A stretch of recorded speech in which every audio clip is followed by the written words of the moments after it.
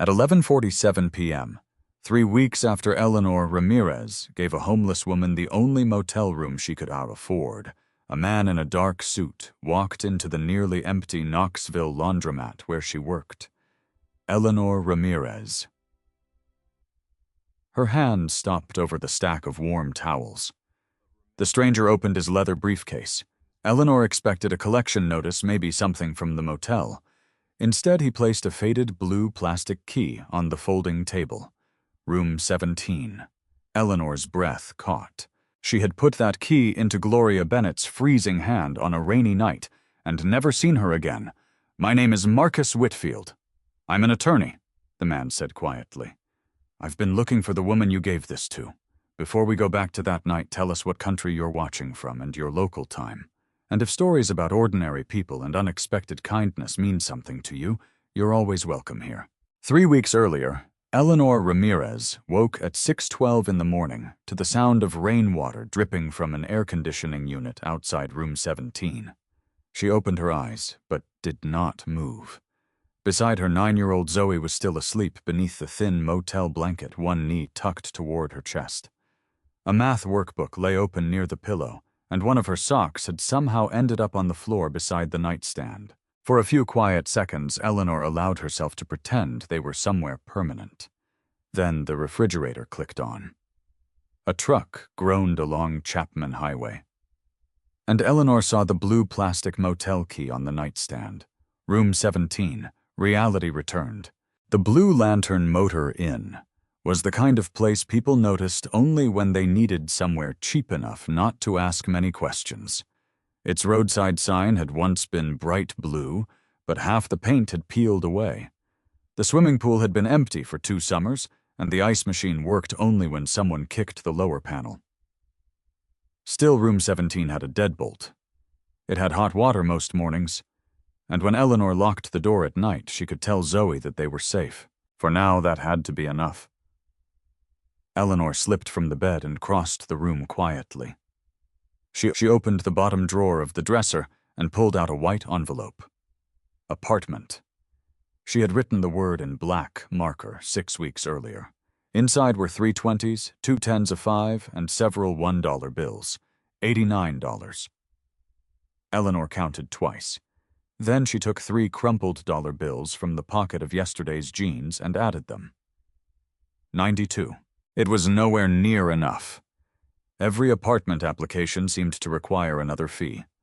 First month's rent, security deposit, utility deposit, sometimes an application fee, just for the privilege of being told no. But $92 was more than $89. Eleanor had learned to measure progress that way, not by how far she still had to go, by whether she had moved at all. She slid the envelope beneath a folded sweater, just as Zoe stirred. "Mom, I'm here." Zoe pushed herself upright. Curls flattened on one side of her head. "What day is it? Tuesday?" Zoe groaned and collapsed backward. Eleanor smiled.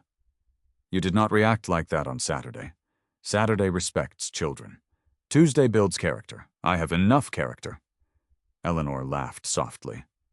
These small exchanges mattered more than Zoe knew.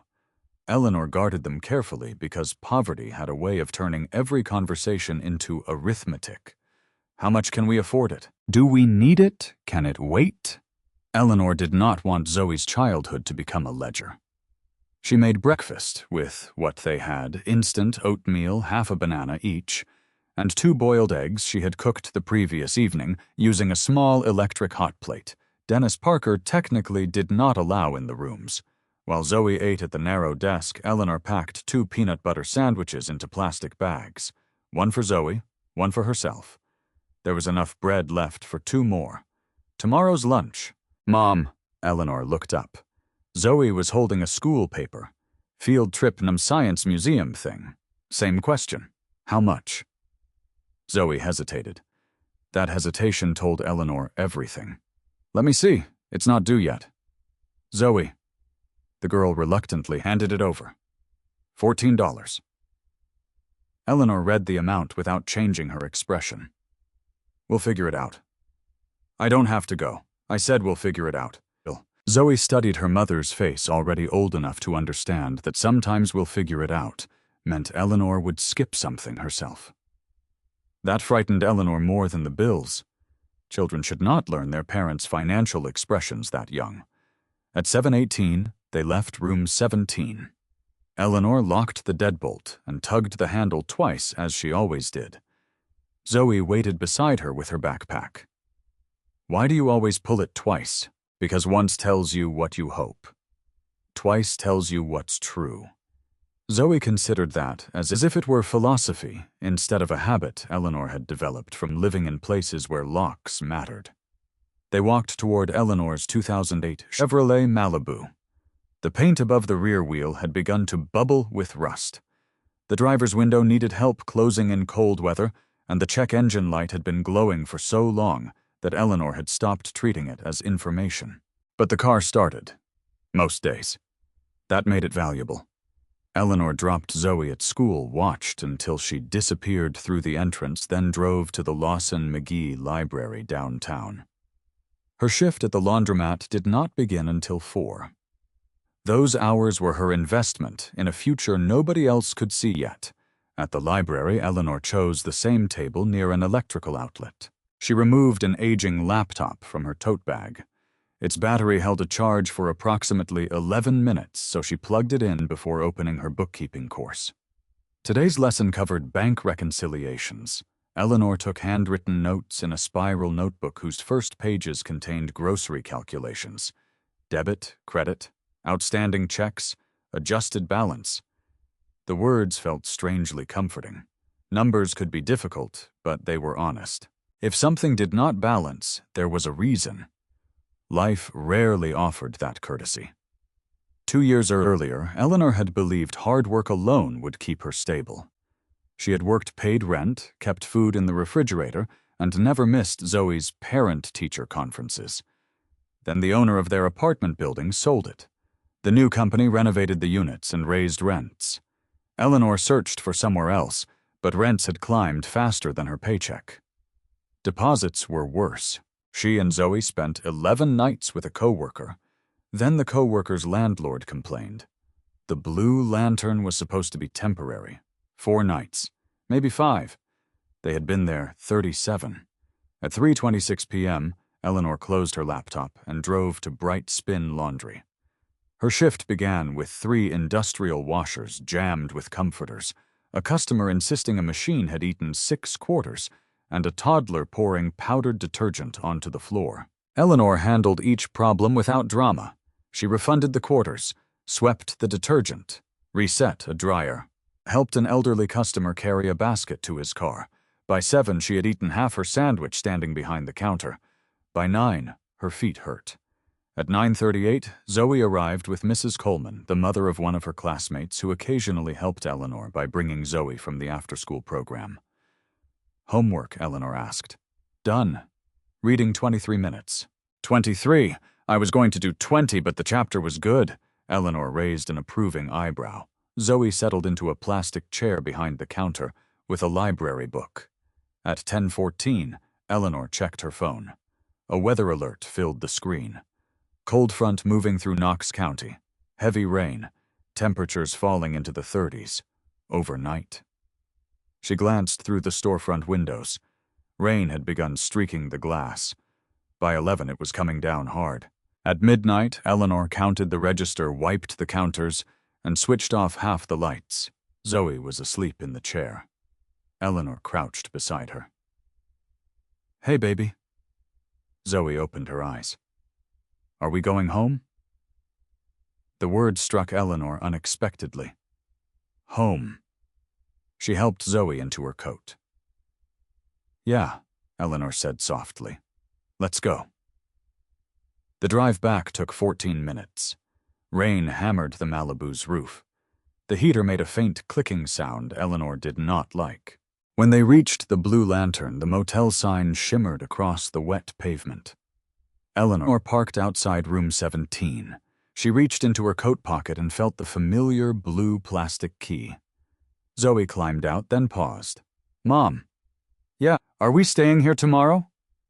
It was the question she asked almost every night. Eleanor looked at room 17.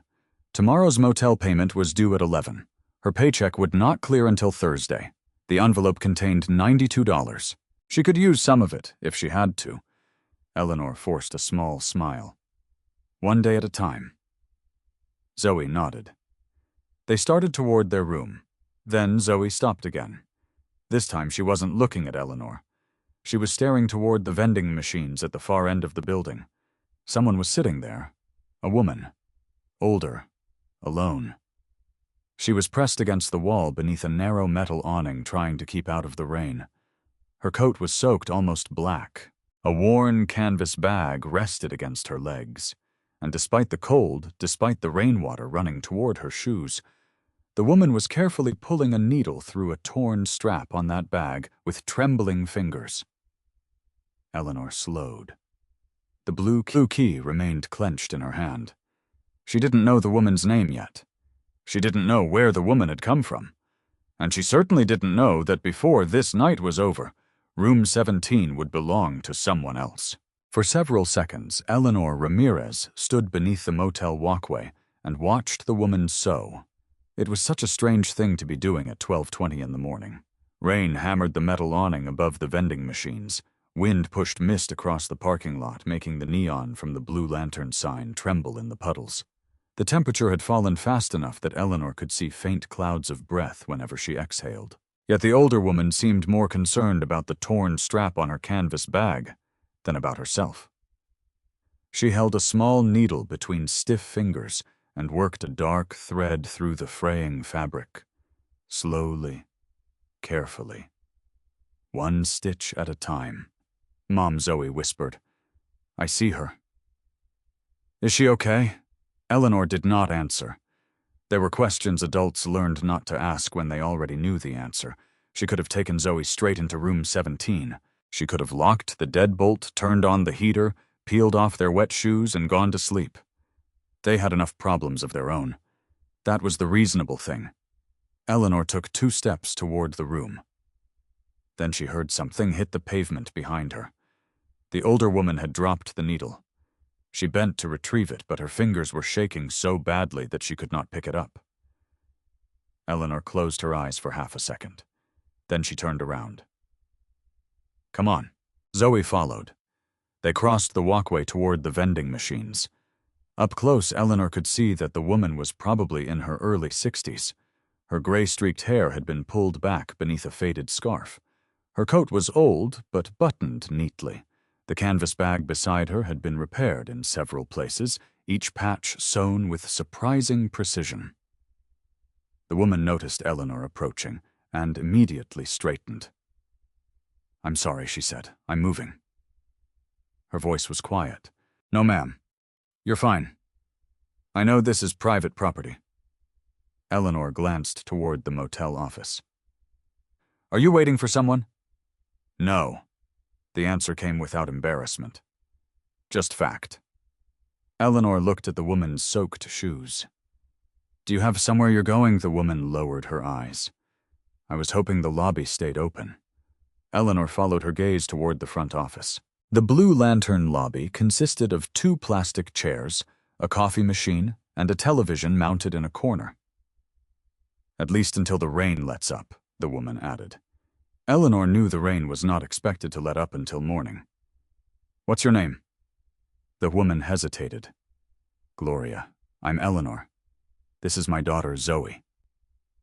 Zoe lifted one hand. "Hi." Something softened in Gloria's expression. "Hello, sweetheart." Eleanor bent and picked up the needle from the pavement. She handed it back. "You're going to freeze trying to sew out here." Gloria almost smiled. "I've worked with worse lighting. You so used to." Gloria examined the damaged strap. "Things last longer when you repair them before the tear gets too big." The sentence sounded practiced, perhaps something she had told customers once, or herself. Before Eleanor could ask more, the office door opened. Dennis Parker stepped outside. He was wearing khaki pants and a navy sweater beneath a rain jacket. His reading glasses still hung from his collar. "Ma'am." Gloria's shoulders tightened. Dennis approached without raising his voice. I already asked you not to stay around the rooms. I know, you said you were leaving. I was. Dennis looked towards the rain, then toward Eleanor and Zoe. For a moment, something uncomfortable passed across his face. He wasn't enjoying this. That somehow made it harder to watch. I'm sorry, he said, but I've had 2 complaints, from who Eleanor asked. Dennis looked at her. Eleanor, don't? I'm asking. People see someone hanging around the property after midnight, they call the desk. She's sitting under an awning, I can see that. She asked if the lobby was open, and I told her it isn't available overnight unless you're a registered guest. Gloria stood. It's all right. Her knees seemed stiff. She placed the needle inside a tiny metal tin and tucked it into her bag. I don't want trouble. You're not causing trouble, Eleanor said. Dennis rubbed a hand over his face. This isn't personal. Eleanor hated that sentence. Not because Dennis was cruel, because he probably meant it. Policies were rarely personal to the people enforcing them. They became personal only to the people standing outside. Dennis lowered his voice. I've got family staying here, Eleanor. So do I. You know what I mean. Yes, Eleanor said. I do. Gloria lifted the canvas bag onto her shoulder. The repaired strap held. Thank you for letting me sit a while. Dennis nodded once. Gloria stepped beyond the awning. Cold rain struck her immediately. Zoe moved closer to Eleanor. Where is she going, Gloria must have heard. She stopped. I'll find somewhere. Eleanor looked across the parking lot. There was a gas station 2 blocks away, but its indoor area closed at midnight. A bus shelter stood farther down Chapman Highway. 3 glass walls, metal bench, no heat. That was probably where Gloria was headed. Eleanor slipped a hand into her coat pocket. Her fingers touched her wallet. $43.18. She knew because she had counted it during her break. She also knew what every dollar was supposed to do. $12 for gas, about $15 for groceries. The rest needed to survive until payday. There was the apartment envelope back in room 17, but Eleanor had spent 37 days trying not to treat that money like ordinary cash. She looked at Dennis. How much is another room tonight? Dennis stared at her. No. How much? How much you don't need another room? Just tell me. 72 with tax. Eleanor almost laughed. $72 might as well have been $700. She didn't have it without tearing into the envelope. Gloria began walking again. Zoe whispered, Mom, can she stay with us? Room 17 had 2 beds. Technically, there was space, but Eleanor barely knew Gloria. She had a 9-year-old daughter to protect. Kindness did not erase responsibility. No, Eleanor said gently. Zoe looked disappointed, but nodded. Eleanor appreciated that her daughter did not argue. They watched Gloria reach the edge of the parking lot. Dennis started back toward the office. Good night, Eleanor. She didn't answer. Her fingers found something else inside her pocket. Hard plastic. She pulled it out. The blue key. 17. Eleanor stared at it. The motel room was already paid for until 11 in the morning. She didn't have money for another room, but she had something else. Her car. The Malibu was old. The heater clicked. The seats barely reclined. But it had doors. It had locks. And there were 2 blankets in the trunk because Eleanor had learned that old cars rewarded pessimism. Mom, Eleanor looked at Zoe. There were moments when a parent wished her child were not watching. This wasn't one of them. What if we slept in the car tonight? Zoe blinked, while Eleanor nodded toward Gloria. So she doesn't have to sleep outside. Zoe looked at the Malibu, then at the rain. Would we be cold? Yes.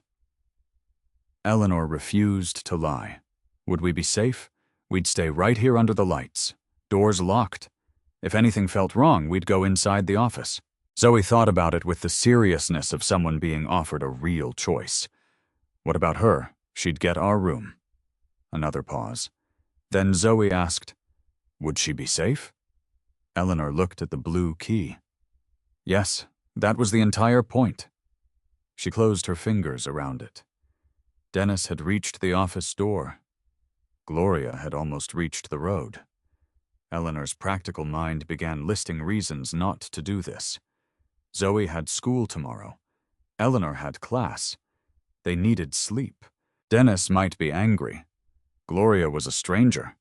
They could lose their place at the motel. The car heater might fail. Every reason was valid. Eleanor knew that. She also knew that somewhere between survival and selfishness there was a line people often pretended they could not see. Tonight, Eleanor could see it clearly. She looked toward room 17, a plain brown door, a cheap brass deadbolt, nothing special. But behind it was dry carpet, hot water, 2 beds, a heater, a lock. Things that seemed ordinary only when you had them. Gloria reached the sidewalk. Eleanor suddenly started walking. Then walking became running. Rain struck her face as she crossed the parking lot. Ma'am, Gloria didn't hear. Eleanor ran faster. Gloria. The older woman stopped beneath the flickering motel sign and turned. Eleanor approached, breathing hard. Rain streamed down both their faces. Gloria looked confused. Did I forget something? Eleanor opened her hand. The blue plastic key rested in her palm. Room 17. Gloria stared at it, then at Eleanor. Neither woman spoke. Behind them, Zoe stood beneath the awning, watching. Dennis had stopped in the doorway of the office, and for one long moment, with the rain pouring over the Blue Lantern Motor Inn, Eleanor understood exactly what she was about to give away. Not a motel room. Not really. For the next 11 hours, she was giving away the safest place she had. Rain ran down Eleanor Ramirez's face as she held the blue key toward Gloria Bennett. Take it. Gloria stared at room 17 printed on the plastic tag. What is this, my room? Gloria immediately shook her head. No, it's paid until 11 tomorrow morning. And your daughter Eleanor glanced back. Zoe stood beneath the motel awning watching them. We'll sleep in my car. Gloria's expression changed. No, ma'am, absolutely not. It's okay. It is not okay for a child to sleep in a car because of me. Eleanor almost smiled at the irony. A woman with nowhere to sleep was worried about inconveniencing them. I've got blankets in the trunk. We'll stay under the motel lights. Gloria stepped backward. You don't know me. That's true. I could steal something. I don't own much worth stealing.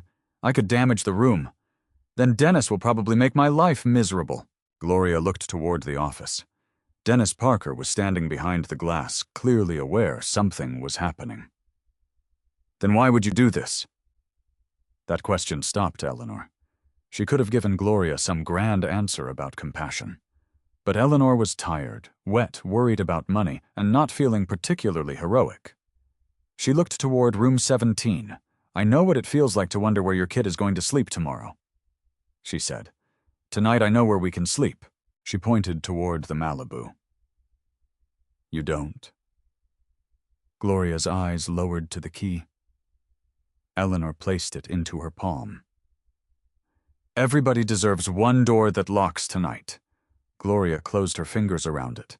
For a moment she said nothing. Then she whispered, You really mean this? Yes.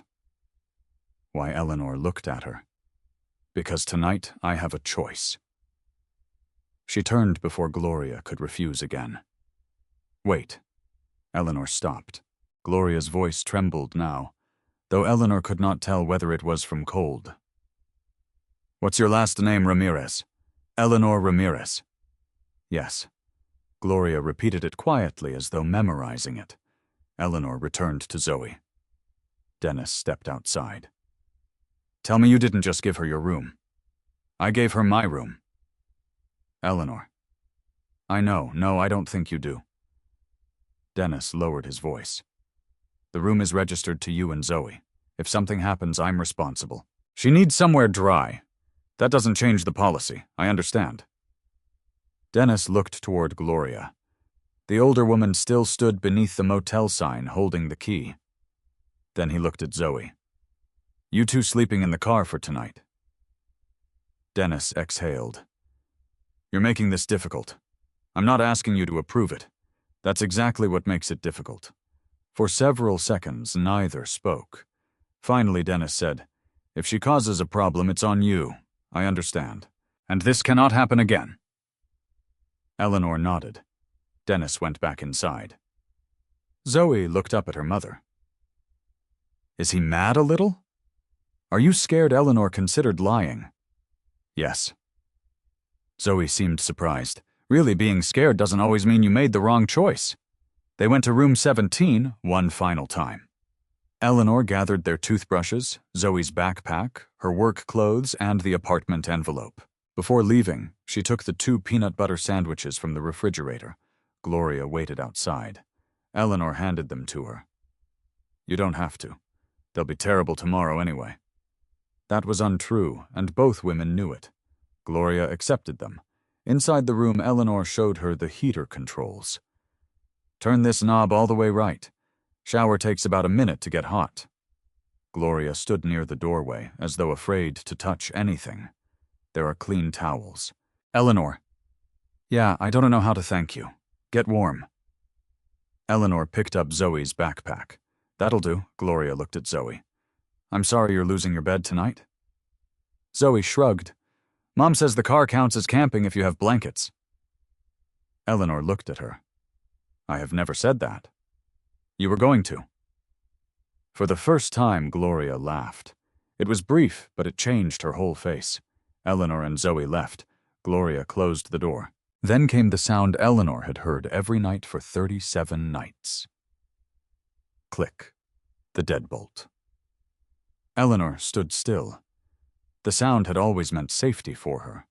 Tonight, it meant safety for someone else. They returned to the Malibu. Eleanor pulled 2 blankets from the trunk and spread one across the back seat for Zoe. The other she kept in front. By 1:05 a.m., they were inside, with the doors locked. Rain covered the windshield. Zoe shifted beneath the blanket. "This is uncomfortable." "Yes. My feet are cold. Put them under the blanket." "They are." Eleanor started the engine for several minutes and turned on the heater. Warm air came through the vents. Then came the clicking sound. Tick, tick, tick. Eleanor frowned. She shut the heater off. "Why did you do that, saving gas?" Another small lie. She didn't want to discover what the clicking meant tonight. Across the parking lot, light glowed behind room 17's curtains. Eleanor imagined Gloria standing beneath the shower. Maybe eating one of the sandwiches. Maybe simply sitting somewhere without rain touching her. Zoe spoke from the back. "Mom." "Yeah, if we barely have a room, why did we give it away?" There it was. The question Eleanor had been asking herself. She turned slightly. "Do you think I made a bad decision? I don't know." "Neither do I." Zoe sat up. "You don't?" "No." Eleanor rubbed her cold hands together. Sometimes doing something good doesn't feel good right away. Zoe thought about that.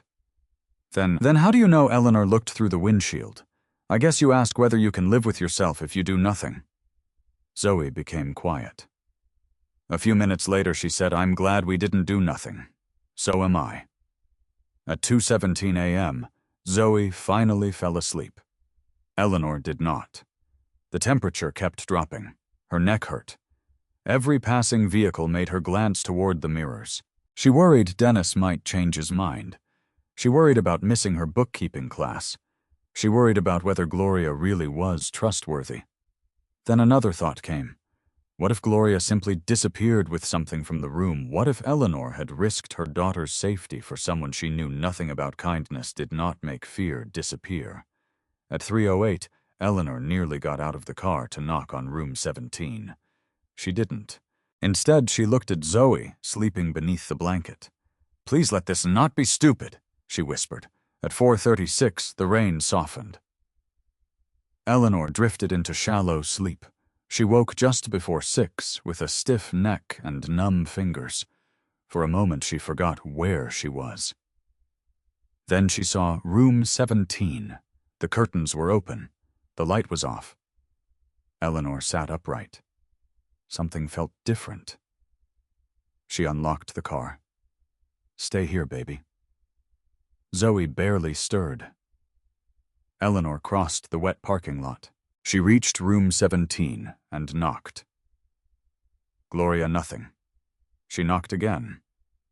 No answer. Eleanor tried the handle. Unlocked. Her stomach tightened. She pushed the door open. Gloria. The room was empty. The bed had been made. The towels were folded. Even the small trash can had been emptied. Gloria's canvas bag was gone. So were the sandwiches. Eleanor stepped farther inside. Then she noticed something on the little table near the window.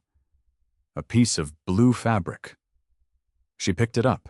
It had been carefully folded and stitched into the shape of a tiny door. A small black thread formed the handle. Eleanor stared at it.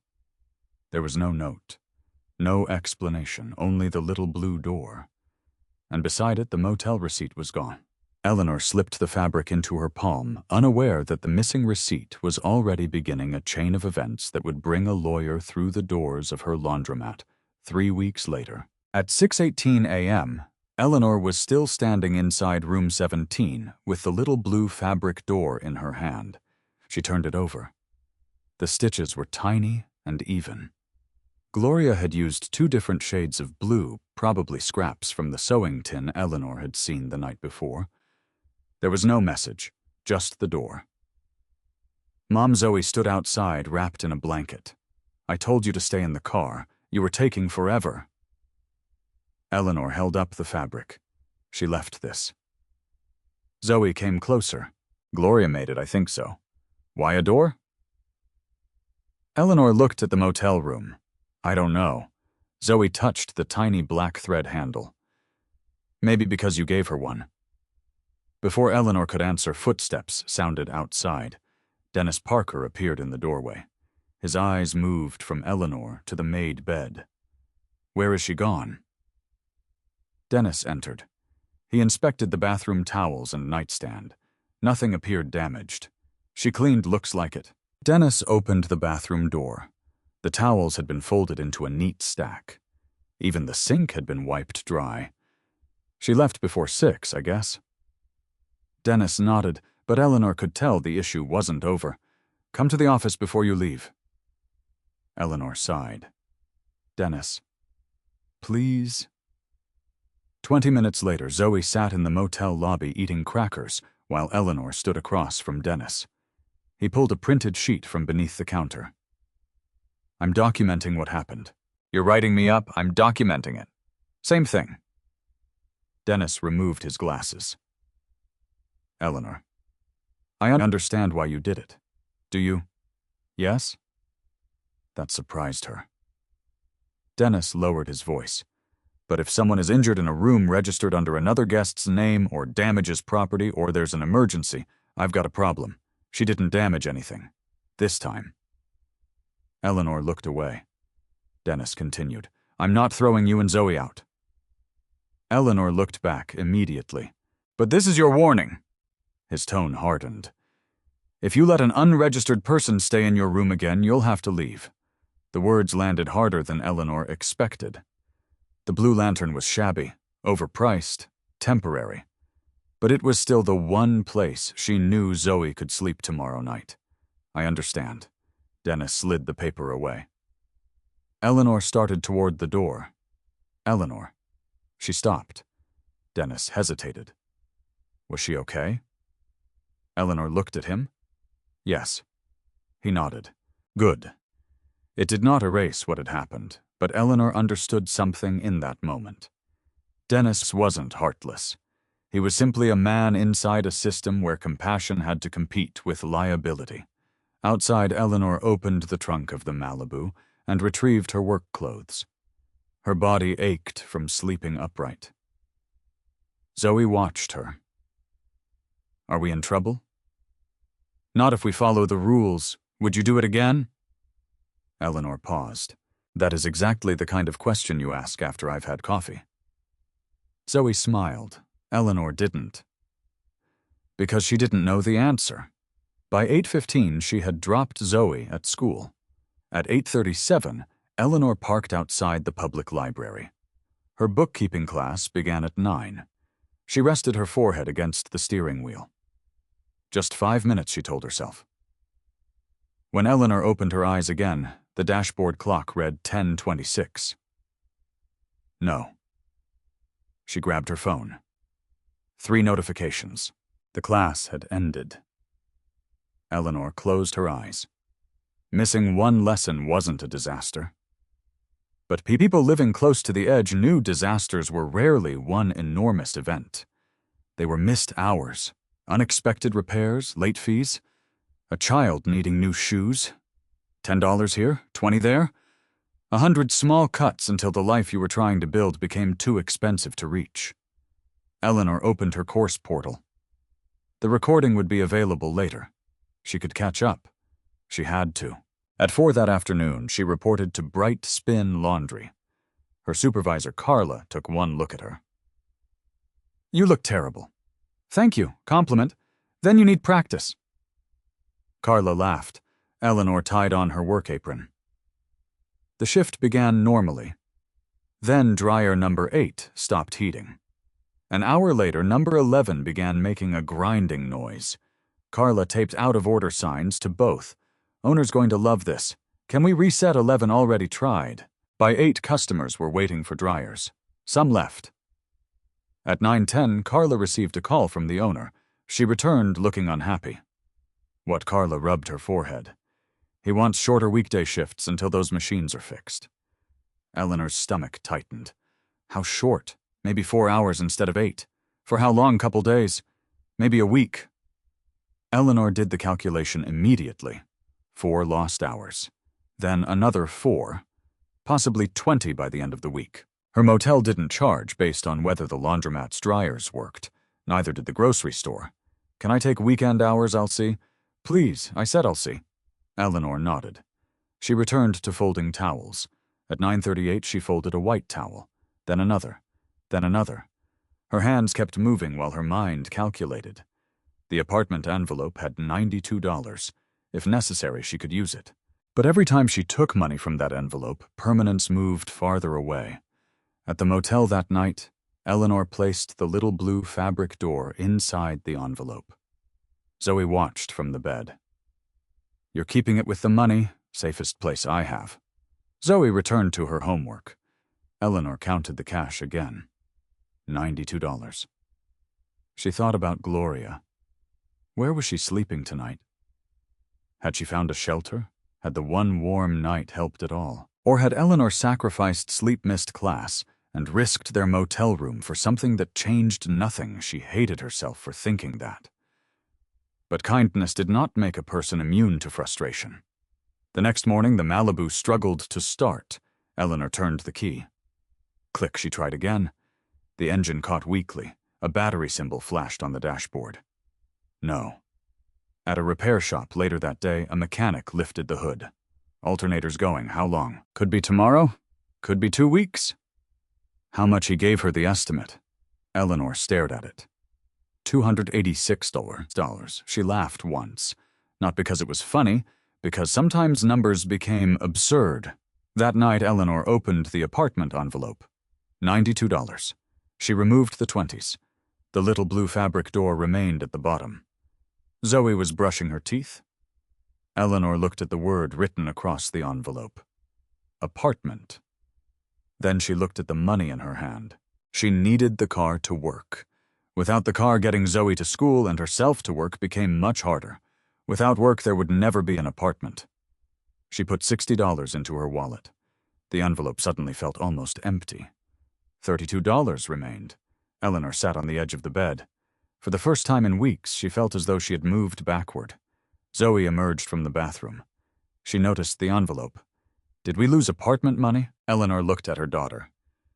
No, but we used some of it to keep the car running. Zoe considered that. So, we're still trying? Eleanor folded the envelope closed. We're always trying. Zoe climbed into bed. A few minutes later, she asked the familiar question. Are we staying here tomorrow? Eleanor looked toward the blue motel key on the nightstand. One day at a time. After Zoe fell asleep, Eleanor opened her laptop. The missed bookkeeping lesson waited on the screen. She was exhausted. Her eyes burned. She wanted to close it. Instead, Eleanor plugged in her headphones. The instructor began explaining bank reconciliations. Eleanor opened her notebook. At the same hour, less than 5 miles away, Gloria Bennett sat at a folding table inside an emergency shelter. In front of her lay a battered sewing tin, a motel receipt, and an old piece of paper she had carried for nearly a year. A phone number was written across it. Gloria stared at the number for a long time. Then she borrowed the shelter telephone. She dialed. After 3 rings, voicemail answered. You've reached the legal aid office of Marcus Whitfield. Gloria closed her eyes. For months she had believed there was no point calling again. No address, no documents, no energy left to explain what had happened. But she remembered the sound of room 17 locking behind her. And Eleanor's words. Everybody deserves one door that locks tonight. Gloria tightened her grip on the phone. My name is Gloria Bennett, she said after the tone. I don't know if you're still looking for me. She glanced at the motel receipt. But I think I'm ready to be found. By Thursday morning, Eleanor Ramirez had $12.63 in her wallet. She knew the exact amount because she had counted it twice while sitting in the Malibu outside Zoe's school. The alternator repair had swallowed most of what remained outside the motel payment.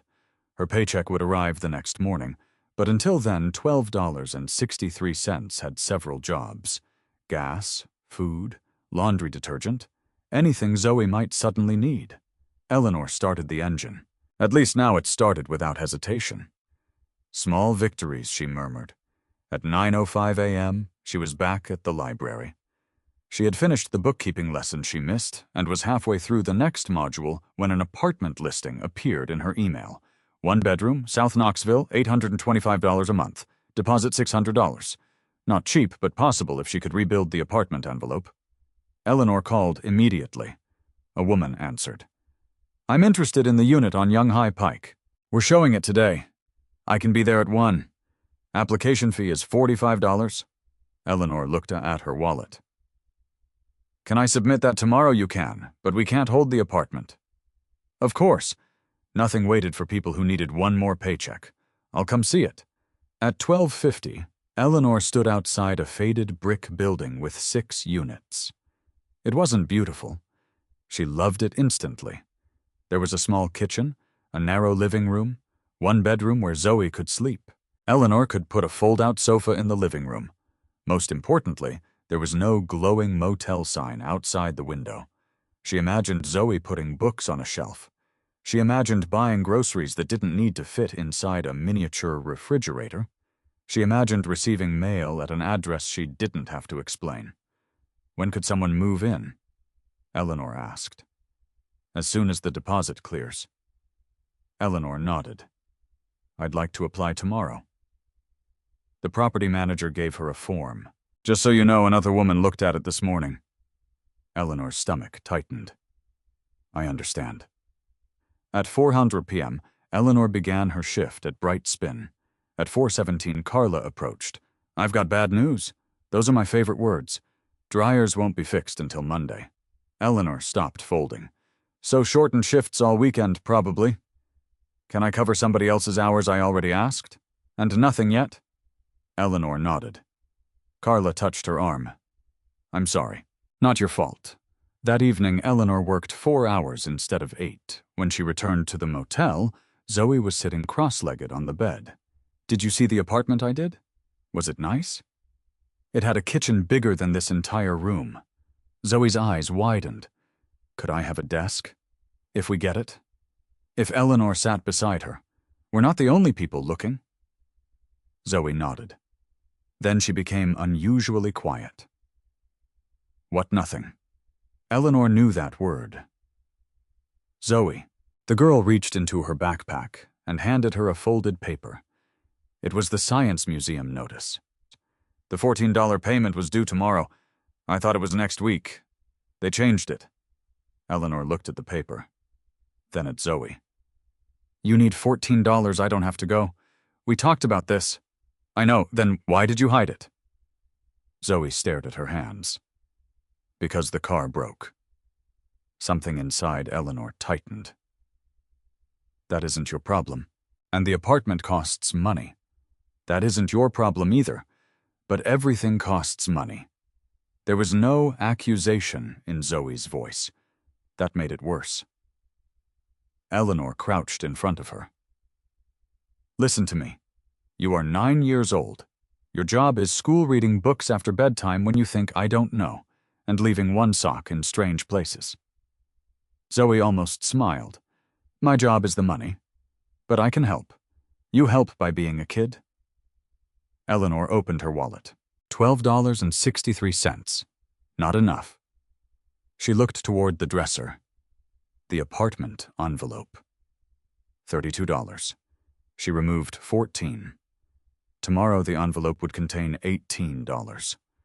Weeks of saving reduced to $18. Eleanor placed the money in Zoe's hand. You're going to the museum, Mom. No argument. Zoe stared at the bills.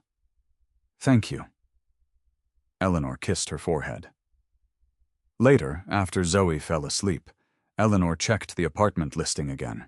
It had disappeared. She called the number. The property manager answered. Hi, this is Eleanor Ramirez. I saw the unit today. There was a pause. Oh, yes. I wanted to bring the application tomorrow. I'm sorry. Someone paid the deposit this afternoon. Eleanor closed her eyes. Okay. We'll have another unit next month. Thank you. She ended the call. For several seconds, she sat motionless. Then she opened the apartment envelope. $18. The little blue fabric door lay at the bottom. Eleanor picked it up. You better mean something, she whispered. The next afternoon, she noticed a handwritten sign near the register of a small diner beside the laundromat. Part-time help needed, receipts, invoices, basic office work. Eleanor stared at it, then walked inside. The owner, Samuel Grant, looked skeptical when she explained she was studying bookkeeping. You certified? Not yet. Experience not professionally. Samuel crossed his arms. Eleanor could have walked away. Instead, she said, give me 20 minutes. For what? Show me 1 week of invoices. Samuel raised an eyebrow. Why, if I can't organize them better than they are now, don't hire me. That interested him. 20 minutes became 40. Eleanor found duplicate receipts, 2 unpaid vendor invoices, and a delivery charge entered twice. Samuel looked at the papers. When can you work morning? 2 days a week. 15 an hour. 16. He stared at her. You've never done this professionally. You just watched me save you $78. Samuel laughed. $15.50. Deal. It wasn't salvation, it was 6 hours a week. But 6 hours mattered. Eleanor walked back to the Malibu feeling lighter than she had in days. She had not been rescued. She had found another rung on the ladder. Across Knoxville, Gloria Bennett was climbing one of her own. Marcus Whitfield arrived at the emergency shelter shortly after 3. He carried a leather portfolio and an expression Gloria remembered from months earlier. Patient? Serious? You came, she said. You called. Marcus sat opposite her. I've been trying to find you for 8 months. I know, we sent letters. I didn't have an address. We called. I didn't have a phone. Marcus softened. Are you all right? Gloria gave a tired smile. That's a complicated question. He opened his portfolio. Then let's start with the simple part. He placed several documents on the table. The court ruled on the preliminary ownership dispute. Gloria stared at him. And Rebecca's house was never legally transferred to the management company. Gloria's fingers froze. Marcus continued, and the voting rights attached to your original open-door cooperative agreement appear to remain valid. Gloria leaned back. For almost a year, she had believed everything she and Rebecca built was gone. There's still work to do, Marcus warned. A lot. Gloria nodded. Then she reached into her canvas bag. She removed the Blue Lantern receipt. Marcus examined it. Is this where you've been staying one night? Who paid for it? Gloria hesitated. A woman named Eleanor Ramirez. Marcus looked up. Friend, no. Relative, no. Then why Gloria touched the edge of the receipt? She had almost nothing. Marcus waited, and she gave me the safest thing she had anyway. Gloria looked toward the shelter window. Rain had begun again. She told me everybody deserves one door that locks for the night. Marcus studied her. And that's why you called? Gloria nodded. I spent months thinking nobody would notice if I disappeared. Her voice became quieter. Then a woman who couldn't afford to help me helped me anyway. Marcus closed the folder. What do you want to do now?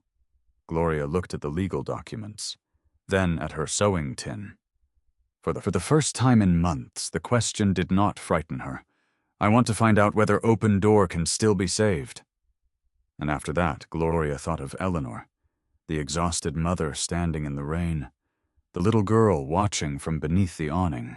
Room 17. I think Gloria said slowly, there's someone I want to find. Before Gloria Bennett ever slept beneath bus shelters, she had spent 27 years making damaged things useful again.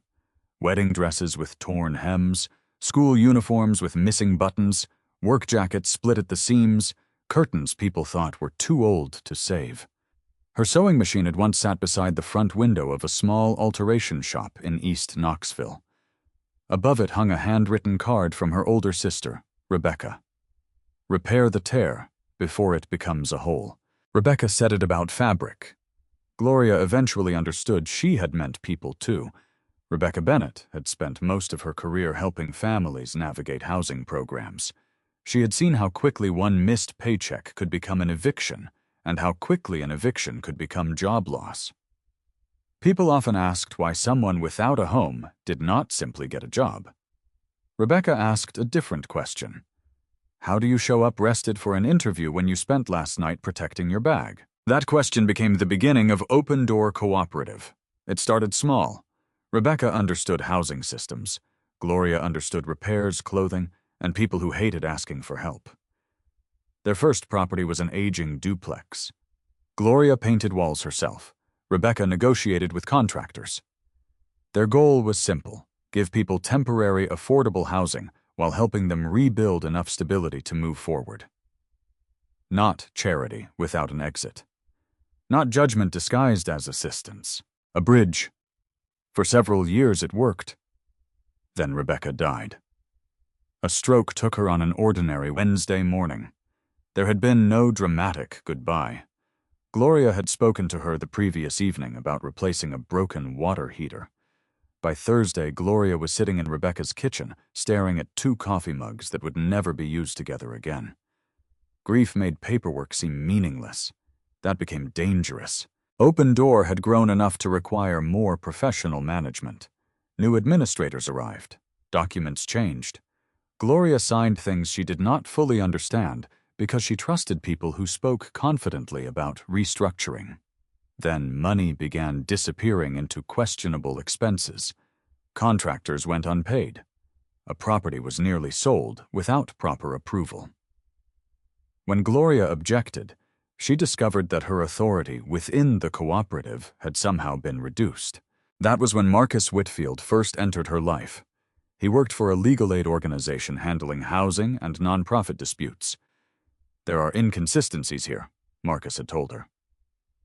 Gloria remembered sliding a box of documents across his desk. Can you fix them? I can try. But legal cases moved slowly. Life did not. While the dispute dragged on, Gloria injured her right hand carrying a commercial sewing machine down a staircase. The damage was not permanent, but it kept her from working normally for months. Her alteration shop closed. Savings disappeared. Then came rent, medical bills, utilities. The sequence was painfully ordinary, There was no single day when Gloria became homeless. There were 50 smaller days. The day she sold her sewing machine. The day her electricity was disconnected. The day she packed Rebecca's photographs into a storage box. The day she missed a legal aid appointment because she no longer had bus fare. The day her phone service ended. Finally came the day she placed everything she could carry into one canvas bag and walked away from the apartment where she had lived for 11 years. Marcus tried to find her. Letters were returned. Calls went nowhere. Gloria convinced herself it no longer mattered. Open Door belonged to another life. Then came room 17. Now sitting across from Marcus in the shelter, Gloria stared at documents she had once believed she would never see again. Marcus pointed to a paragraph. "This is important." Gloria adjusted her glasses. The court found that Rebecca's house was never legally transferred into the management company's ownership, so the estate retains control. Gloria stared at him. Rebecca had purchased the small brick house years earlier and planned to convert it into transitional studios. It had sat unfinished since her death. And Open Door Marcus turned another page. The original cooperative agreement required your consent for changes to the governing structure. I never gave it, I know. Then how did they remove me? They may not have had the authority to. Gloria sat back. Hope was uncomfortable after disappointment. It asked a person to risk believing again. Don't tell me we've won. I wasn't going to. Good. Marcus almost smiled. But we have leverage. How much enough to reopen negotiations and possibly restore your voting rights? Gloria looked down at her hands. Her right hand still stiffened in cold weather. What about the missing money still being investigated? And the properties, some are gone, some aren't. Gloria closed her eyes. Not everything could be restored. She knew that. But maybe something could. Marcus noticed the motel receipt beside her sewing tin. You kept that, yes. Why? Gloria picked it up. Blue Lantern Motor Inn. Room 17, Eleanor Ramirez. She had asked the front desk for a printed receipt before leaving early that morning. Dennis had been reluctant, but Gloria had said she needed proof of where she had stayed. At the time, she did not fully know why. Perhaps she simply wanted evidence that the night had happened. Because I didn't want to forget. Marcus leaned back. You said Eleanor Ramirez gave you the room. Yes. Do you know her? I know enough. Marcus waited. Gloria told him about the rain, about Zoe, about Eleanor sleeping in her car. She told him about the 2 sandwiches and the clean towel. Then she told him what Eleanor had said. Everybody deserves one door that locks tonight. Marcus became quiet. You know what Rebecca used to say, Gloria continued. People don't rebuild their lives while they're terrified. Marcus nodded. I remember. I forgot. No, you were exhausted. I forgot. Gloria repeated. She looked around the shelter. I started believing that because I had lost my address, my shop, and my place at Open Door, I had somehow become less deserving of being seen. Marcus did not interrupt. That woman had a child. She was living in the motel herself. I could tell she didn't have money. Gloria's voice softened. And she gave me the room anyway. Marcus looked again at the receipt. You want to thank her? No. He raised an eyebrow. I mean, yes, but not with money. What then? Gloria considered the question. I don't know yet. That answer changed during the next several days. Marcus drove Gloria past Rebecca's old house. The place was worse than Gloria remembered. Weeds covered the walkway. One window was boarded. Paint peeled from the porch. Inside, however, the structure remained sound. 6 small units had been framed before work stopped. Gloria walked slowly through them. She touched unfinished drywall. Dust covered her fingers. For the first time, she could see Rebecca there again.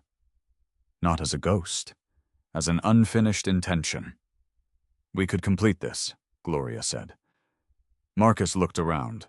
With money contractors' permits, updated governance, yes. I don't mean me. What I can't run this alone. You shouldn't. Gloria thought about that. For years, she had believed protecting Rebecca's legacy meant controlling every part of it. Maybe that had been another mistake. A week later, The legal negotiations produced a temporary agreement. Gloria's voting rights were restored, pending final resolution. The house could legally resume renovation under open door.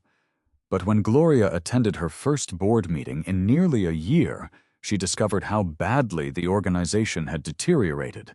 Receipts in 3 boxes, contractor invoices without approval signatures, no consistent tracking system, conflicting budgets. Patricia Coleman, one of the longest-serving board members, dropped a thick folder onto the table. "If we restart like this," she said, "we'll fail again." Gloria couldn't disagree. "We need someone handling operations, with non-profit experience, or someone who understands what disorder costs," Gloria replied. Patricia looked at her. "You have somebody in mind." Gloria remembered Eleanor counting what little she had in the motel parking lot.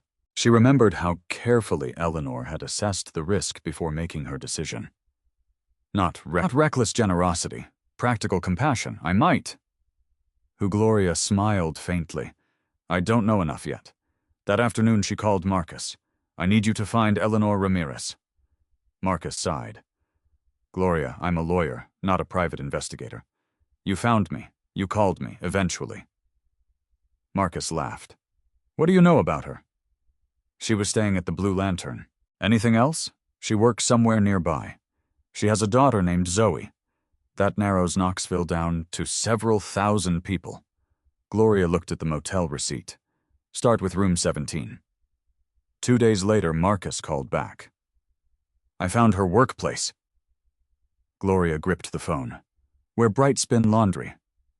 Gloria closed her eyes. "Don't tell her I'm coming. Why not? Because I'm not ready.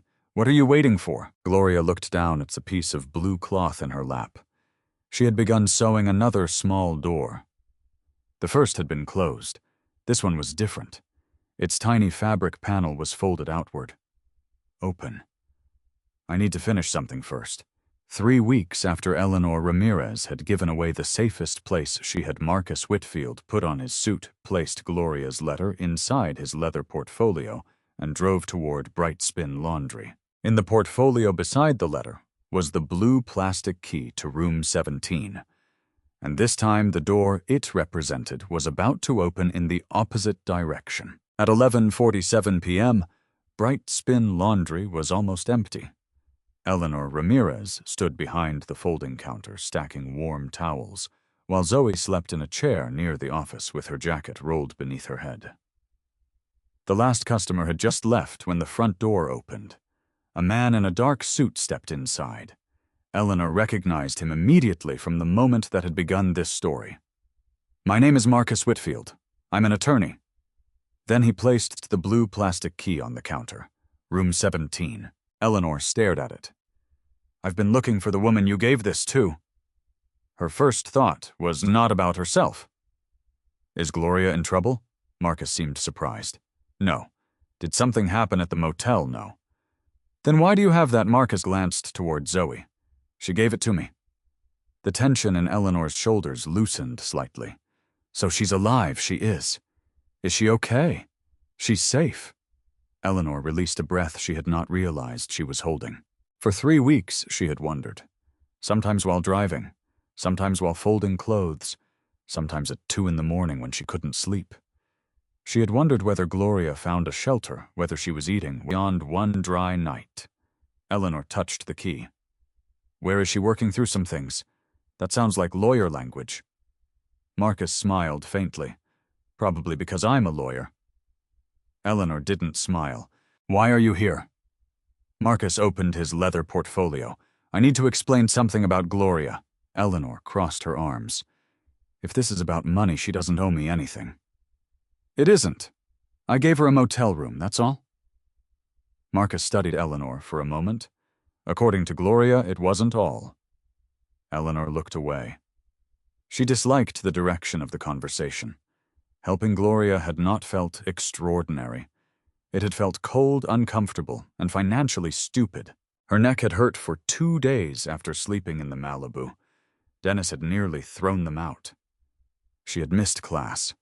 Nothing about it resembled the polished version people told when they wanted kindness to sound easy. Marcus placed several documents on the counter. Gloria used to help run a housing organization called Open Door Cooperative. Eleanor looked back. A homeless woman ran a housing organization she did. Marcus understood the contradiction. Years ago, Gloria and her sister, Rebecca, helped create a small program for people dealing with housing instability. Rebecca handled much of the administrative work. Gloria contributed through property rehabilitation, community work, and job training. What happened? Rebecca died. Eleanor's expression softened. After that, management changed. There were financial problems and disputes over control. Gloria was pushed out. Legally. That is part of what we've been fighting about. Marcus explained only what Eleanor needed to know. The disputed documents, Rebecca's house, Gloria's voting rights, the legal aid case, the months when Marcus's office had been unable to locate her. Eleanor listened without interrupting. When he finished, she looked toward the key. So Gloria owned all this property? No, Marcus answered quickly. She isn't secretly wealthy, Eleanor. Good. That surprised him. Good, I would have hated that. Why? Because then the whole thing would feel like some kind of test. Marcus understood. No test. He tapped the documents. Gloria lost her business, her housing, and nearly her role in the organization. What happened to her was real. Eleanor nodded slowly. Then what's changed? The court recently recognized that Rebecca's house was never properly transferred. More importantly, Gloria has regained enough authority within Open Door to participate in rebuilding it. That sounds like good news. It is. But you still haven't explained why you're standing in my laundromat at midnight. Marcus looked at the rows of spinning machines. Gloria called my office after the night you gave her room 17. Eleanor became still. She hadn't contacted us in months. We couldn't find her. Why did that night change anything? You will have to ask her. Eleanor shook her head. I didn't do anything that big. Maybe that's not yours to decide. The words irritated her slightly. She turned toward a dryer that had finished tumbling. I didn't fix her life. She never said you did. I gave her 11 hours in a motel. Exactly. Eleanor looked at him. Marcus continued. Sometimes 11 safe hours are enough for somebody to make the next decision. That silenced her.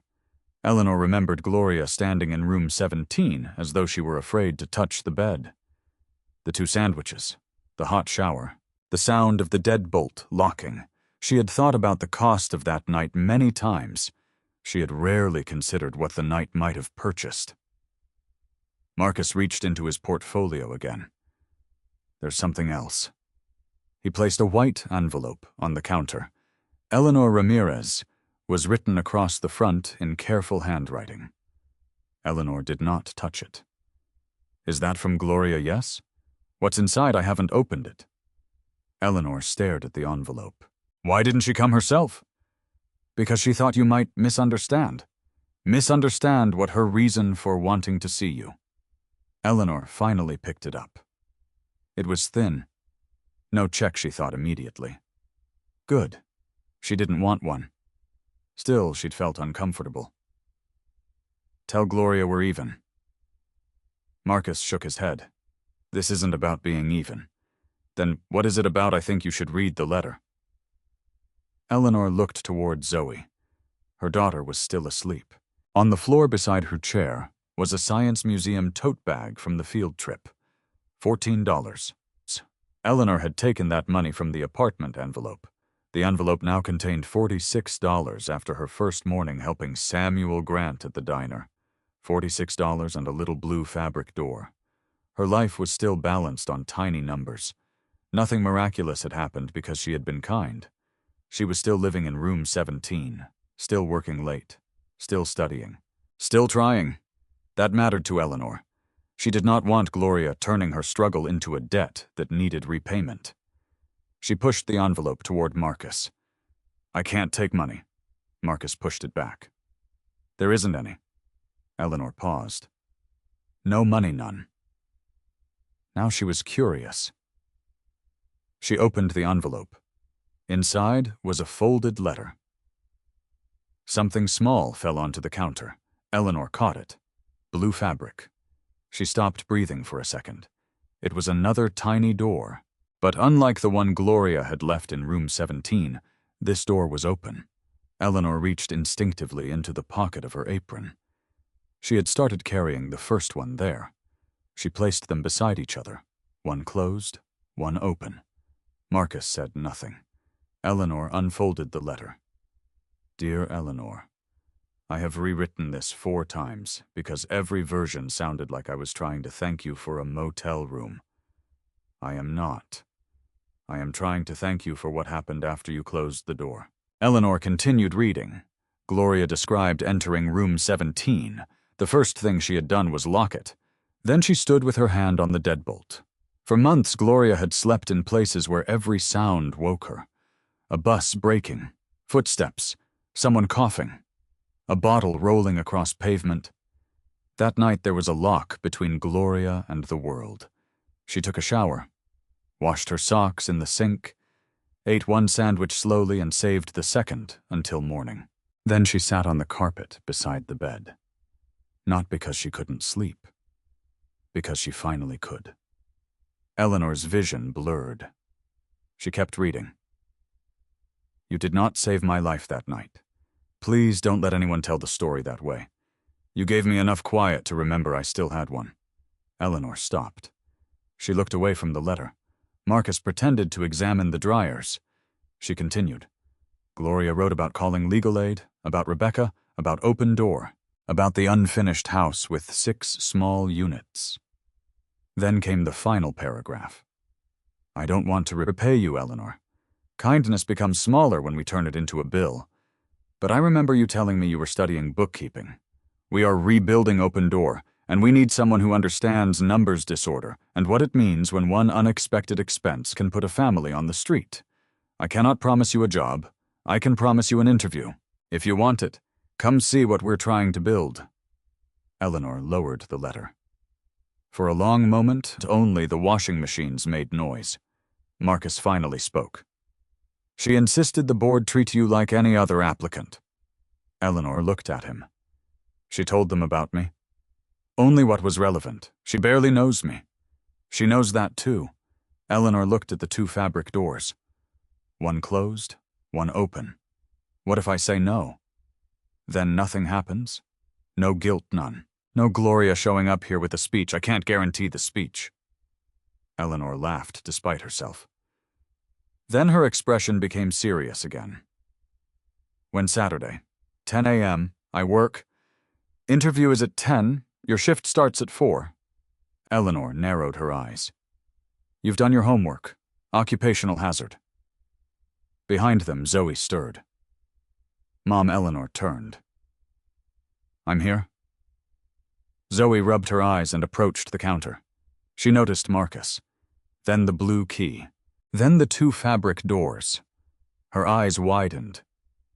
Is that Gloria's? Eleanor nodded. She's okay. Zoe smiled immediately. Not because there was an opportunity, not because of the lawyer, simply because Gloria was safe, good. Eleanor looked at her daughter. Then at the letter. She thought about the apartment envelope, the motel, her coursework, the 6 extra hours at Samuel's diner. Every small decision she had made because she refused to wait for somebody to rescue her. Now a door had opened. Walking through it would still be her responsibility. Eleanor folded Gloria's letter carefully. Tell her I'll come Saturday. Marcus smiled. I think she'll be glad to hear that. He gathered his documents but left the blue motel key on the counter. Eleanor noticed. You forgot this. No. Marcus put on his coat. Gloria said it belongs to you. Eleanor picked up the key. Room 17. 3 weeks earlier, she had given it away because someone needed a safe place for one night. Now it had returned beside an invitation that might change far more than one night.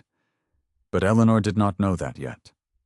All she knew was that Saturday morning she was going to find out what waited behind the second blue door. Saturday morning, Eleanor Ramirez woke before the alarm.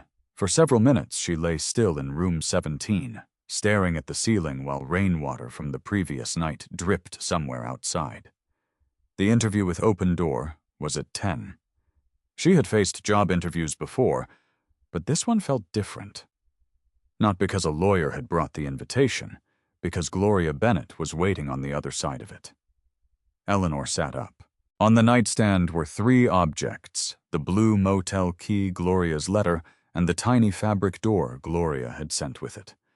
The first fabric door remained inside Eleanor's apartment envelope. One closed, one open. Zoe stirred. "Are you nervous?" "No," Zoe opened one eye. "You're lying, a little." "A lot," Eleanor smiled. "Go brush your teeth." While Zoe got ready, Eleanor reread Gloria's letter. One line remained in her mind. "You did not save my life that night. You gave me enough quiet to remember I still had one." That mattered to Eleanor. She had never wanted Gloria's gratitude to become a debt. She understood debt too well. Debt turned yesterday into something tomorrow had to pay for. By 8:30, Eleanor was dressed in black slacks, a cream blouse, and the best jacket she owned. Zoe inspected her. "You look like a boss. I look like someone who found an iron." "Same thing." They left the motel. Before driving away, Eleanor checked the address Marcus had given her. It led to an older hood in East Knoxville. At 9:42, the Malibu turned onto a quiet street, lined with modest brick houses. Eleanor slowed. "There," Zoe pointed. A 2-story brick building stood behind a temporary construction fence. One window was boarded. The lawn was overgrown. A stack of lumber sat beneath a tarp. Eleanor checked the address again. "This is it. It doesn't look finished," Zoe said. "That might be the point." They parked. A woman stood on the front steps. Gloria. For a second, Eleanor barely recognized her. Not because Gloria suddenly looked wealthy. She didn't. She wore simple dark pants, flat shoes, and a blue cardigan. Her gray-streaked hair was neatly pulled back. But she stood differently. The woman Eleanor remembered had kept her shoulders drawn inward against the rain. This Gloria stood upright. Zoe jumped out first. Gloria's face broke into a smile. "Well, look at you." Zoe ran to her. Gloria bent and hugged her.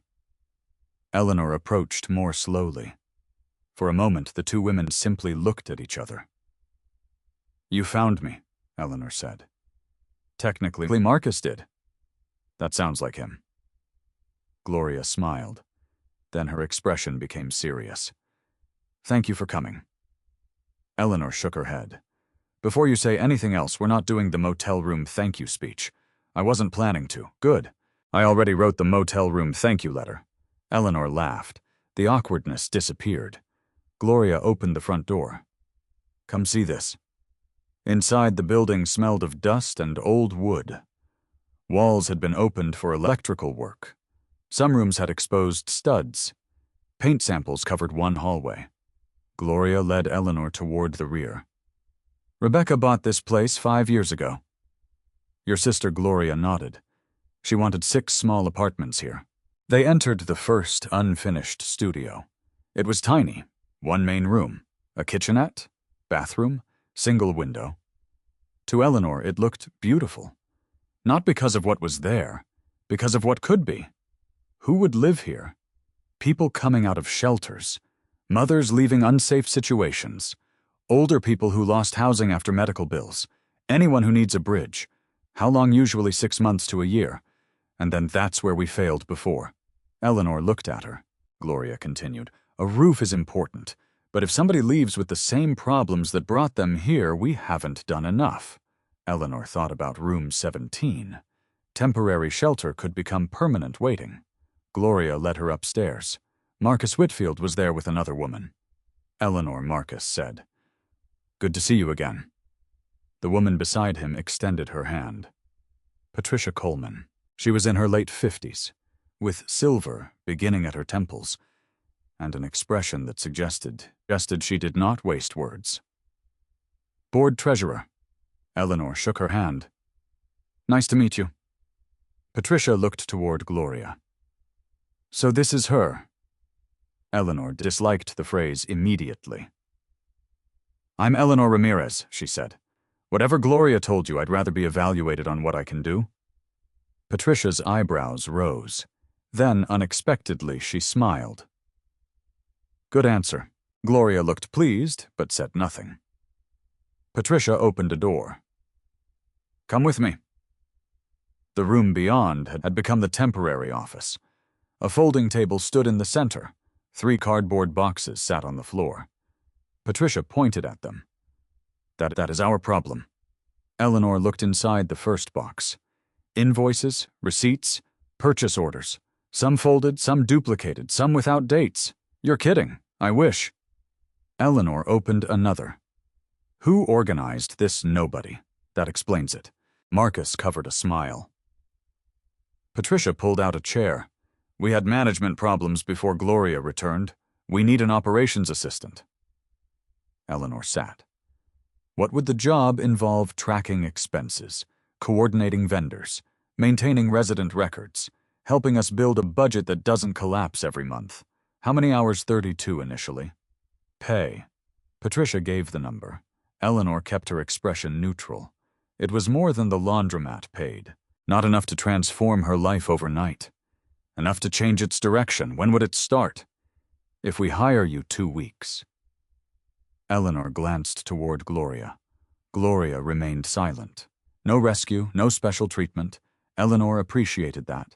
Patricia slid several pages across the table. Your resume says you're studying bookkeeping. Yes, but you're not certified yet. Not yet?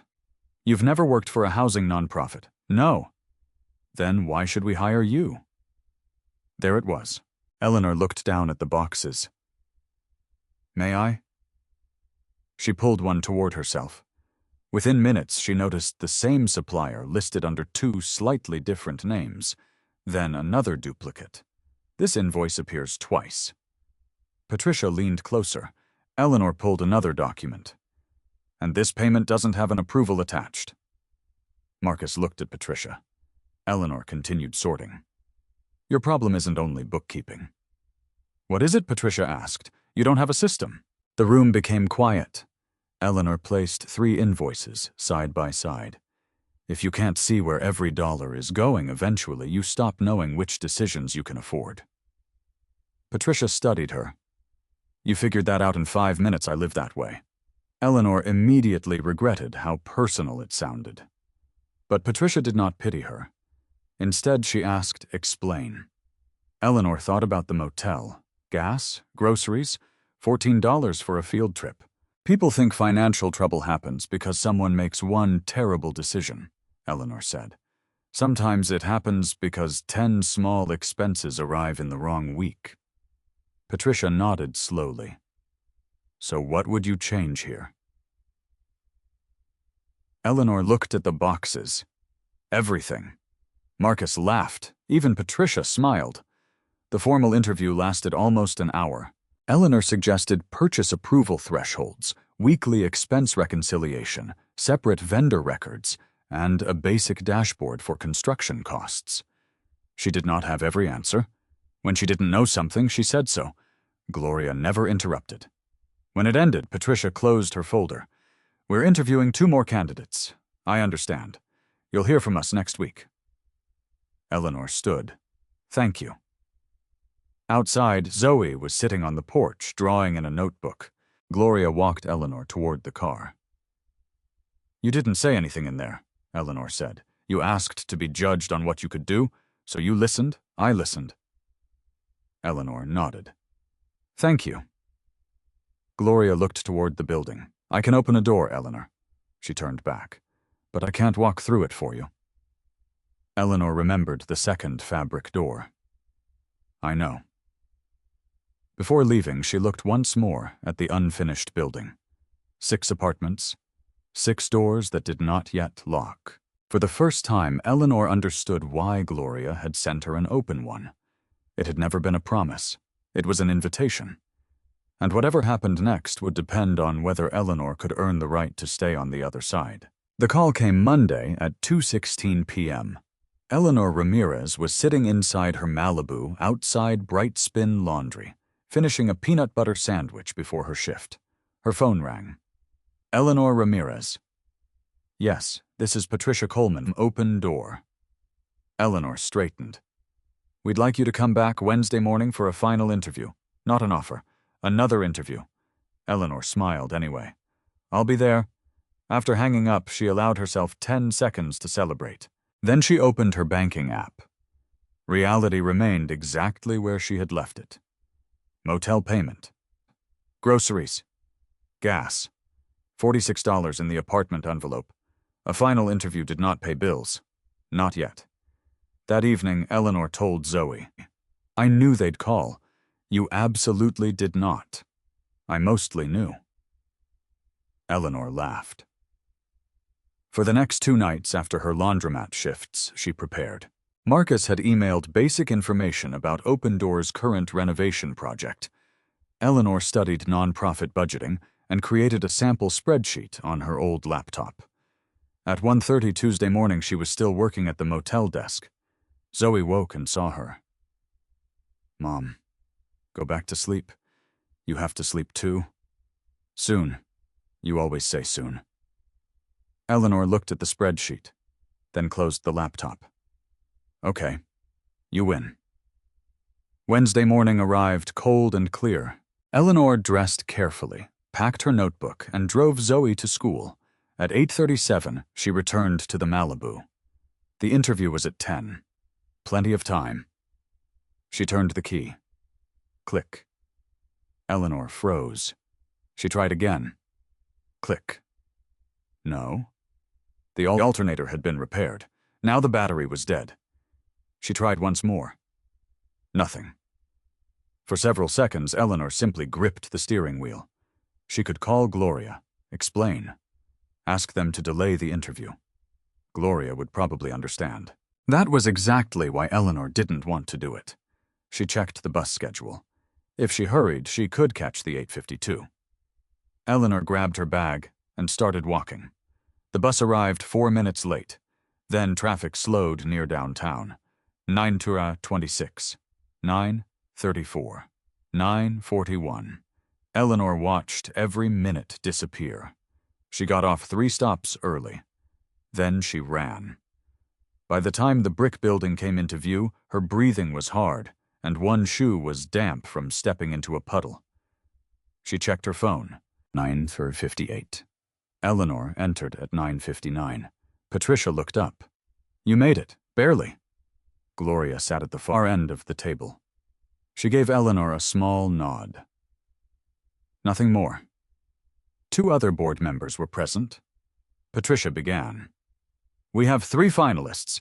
All have more formal experience than you. Eleanor nodded. So I'll ask directly. Why should we choose you? Eleanor had prepared an answer. She abandoned it. Maybe you shouldn't. One board member raised an eyebrow. Eleanor continued.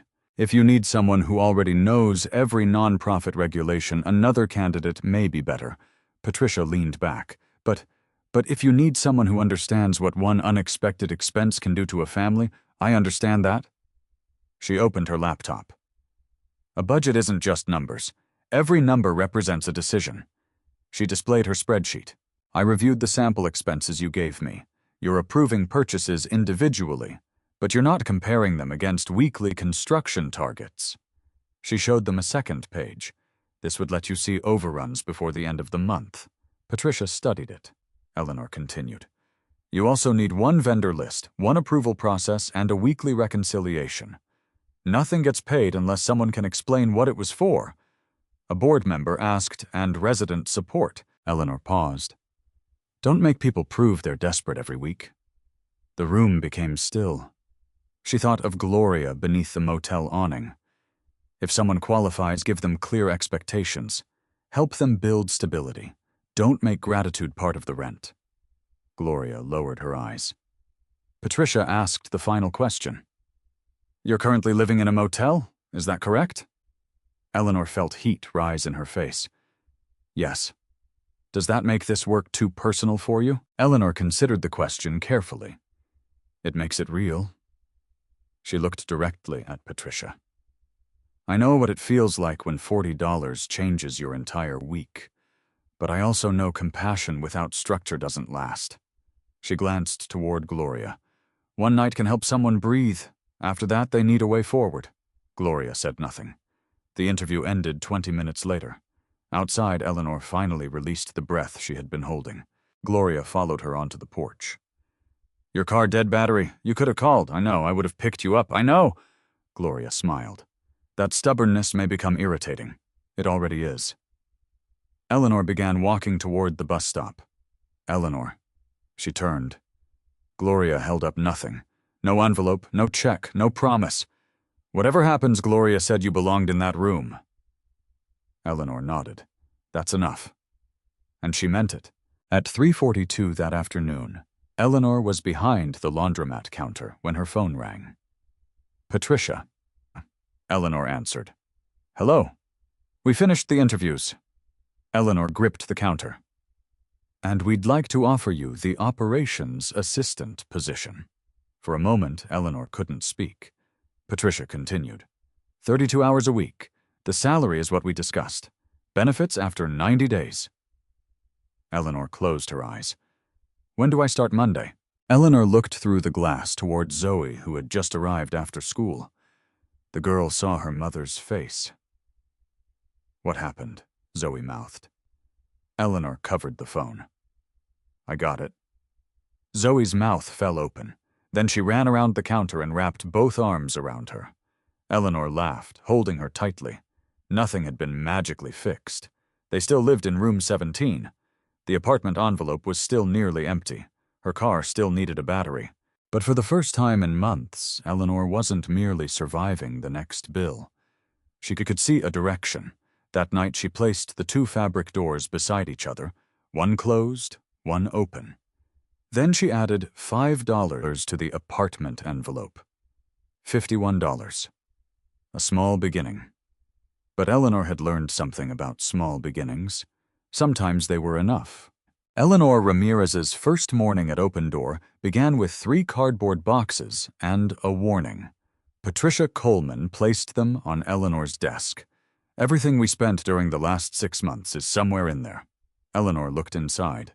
Receipts, invoices, handwritten notes, duplicate purchase orders.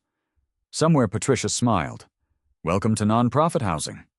Eleanor rolled up her sleeves. For the next 4 hours, she sorted paper. Paid, unpaid, unclear, duplicate, missing approval. By lunch, her desk looked worse than when she started. By Wednesday, it looked better. By Friday, Eleanor had built the first complete expense tracker Open Door had seen in months. She discovered duplicate charges, unused material orders, and several invoices approaching late payment penalties. None of the mistakes was enormous. Together, they were dangerous. Small leaks sink boats too, Eleanor told Gloria. Gloria looked at the spreadsheet. You enjoy this, don't you? I enjoy things adding up. My sister Rebecca used to say that. Eleanor smiled. Gloria had started spending most mornings downstairs preparing one unfinished room for a sewing workshop. Her right hand still became stiff, but she worked slowly. Their relationship changed. At the motel, Eleanor had known Gloria as someone who needed help. At Open Door, she discovered a stubborn woman who argued with contractors, remembered every resident's name, and believed nearly everything could be repaired. Sometimes too much. One Tuesday, Gloria entered Eleanor's office carrying an application. A mother with 2 children needs somewhere immediately. We're not open yet. Studio 3 has running water. It doesn't have final inspection. They're sleeping in a car. Eleanor looked up. The sentence hit exactly where Gloria intended. No. Gloria frowned. You slept in a car. Which is why I know how terrible it is. Then, and if we move a family into an unapproved unit and something happens, Open Door could lose the building. Gloria stared at her. Eleanor softened. Let me call the shelter network. Maybe we can cover a few emergency nights somewhere legal. Gloria sat down. I hate telling people to wait. So do I. Eleanor picked up the phone. But if this place collapses again, everyone waits. Gloria said nothing. 20 minutes later, Eleanor found the family temporary shelter through a church partner. Afterward, Gloria stopped beside her desk. You were right. Could you say that or don't ruin it? They both laughed. The work was exhausting, but Eleanor felt useful in a way she hadn't for years. She still kept weekend hours at Bright Spin. She still completed bookkeeping lessons after Zoe went to sleep. But now every lesson immediately became practical. Cash flow, vendor reconciliation, forecasting. At Open Door, those terms became drywall plumbing and whether 6 future residents would have working refrigerators. 6 weeks after Eleanor started, she took her final bookkeeping assessment at the public library. She clicked Submit. The screen loaded. Pass. Eleanor stared at the word. She covered her mouth. No applause, no music, only the quiet hum of the library ventilation system. But she had done it. That evening, Zoe made a certificate from notebook paper. Official bookkeeping person. Eleanor laughed so hard she cried. I think the real certificate sounds more professional. Mine has stars. It does. Therefore, mine is better.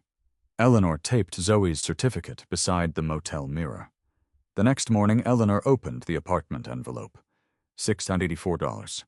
For months, every emergency had eaten her savings.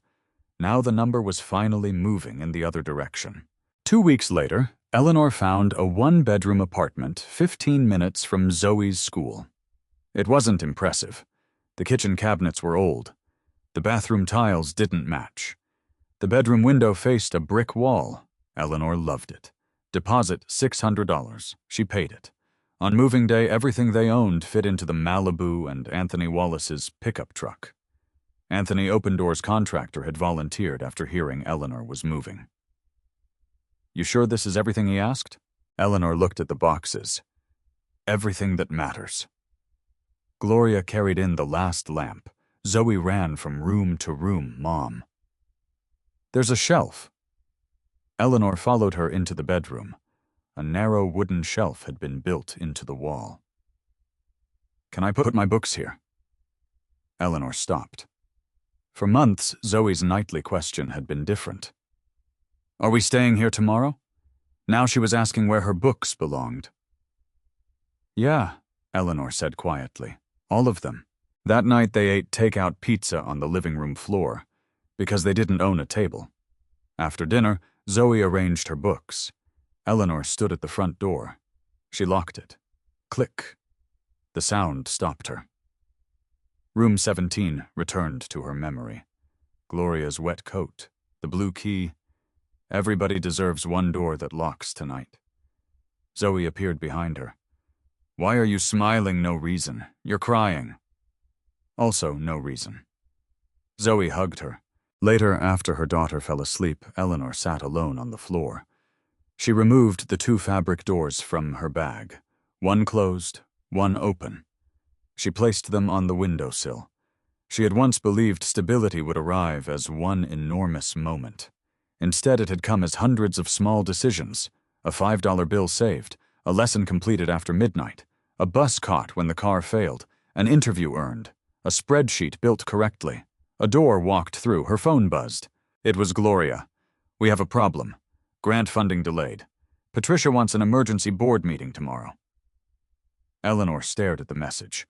Open Door needed that grant to finish the final 2 studios. Without it, construction could stop. She looked around her new apartment. For one night, Eleanor had allowed herself to believe the hardest part was over.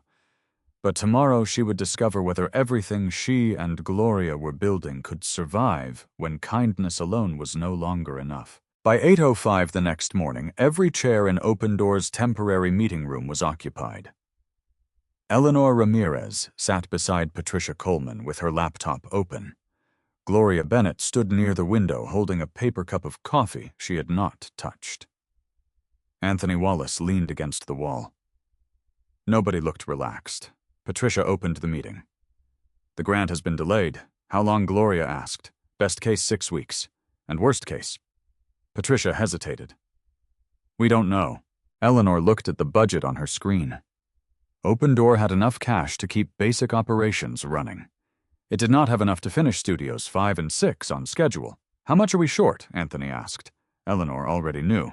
$38,460. The room became quiet. Anthony rubbed his jaw. I can delay some labor invoices. No, Eleanor said. He looked at her. You have employees. I know, they have rent too. Anthony nodded slowly. That was one thing Eleanor had learned quickly at Open Door. A good cause could still hurt people if it used morality as an excuse not to pay them. Gloria sat down. So what do we cut? Eleanor turned her laptop. If we pause non-essential exterior work and delay furnishing the last 2 units, we buy time. But we still can't finish construction, Patricia said. No. Gloria stared at the budget. 6 weeks earlier, she might have insisted they continue anyway. Now she understood what Eleanor had been teaching her. Hope was not a financial plan. We'll find another way, Gloria said. For the next several weeks, they tried. Eleanor contacted local businesses. Anthony renegotiated material orders. Patricia submitted emergency funding requests. Gloria sold repaired clothing and handmade tote bags through a community market. None of it solved the entire problem. But each effort moved the number. $38,460 became $34,800, then $31,200, then $27,900. Small beginnings. Again.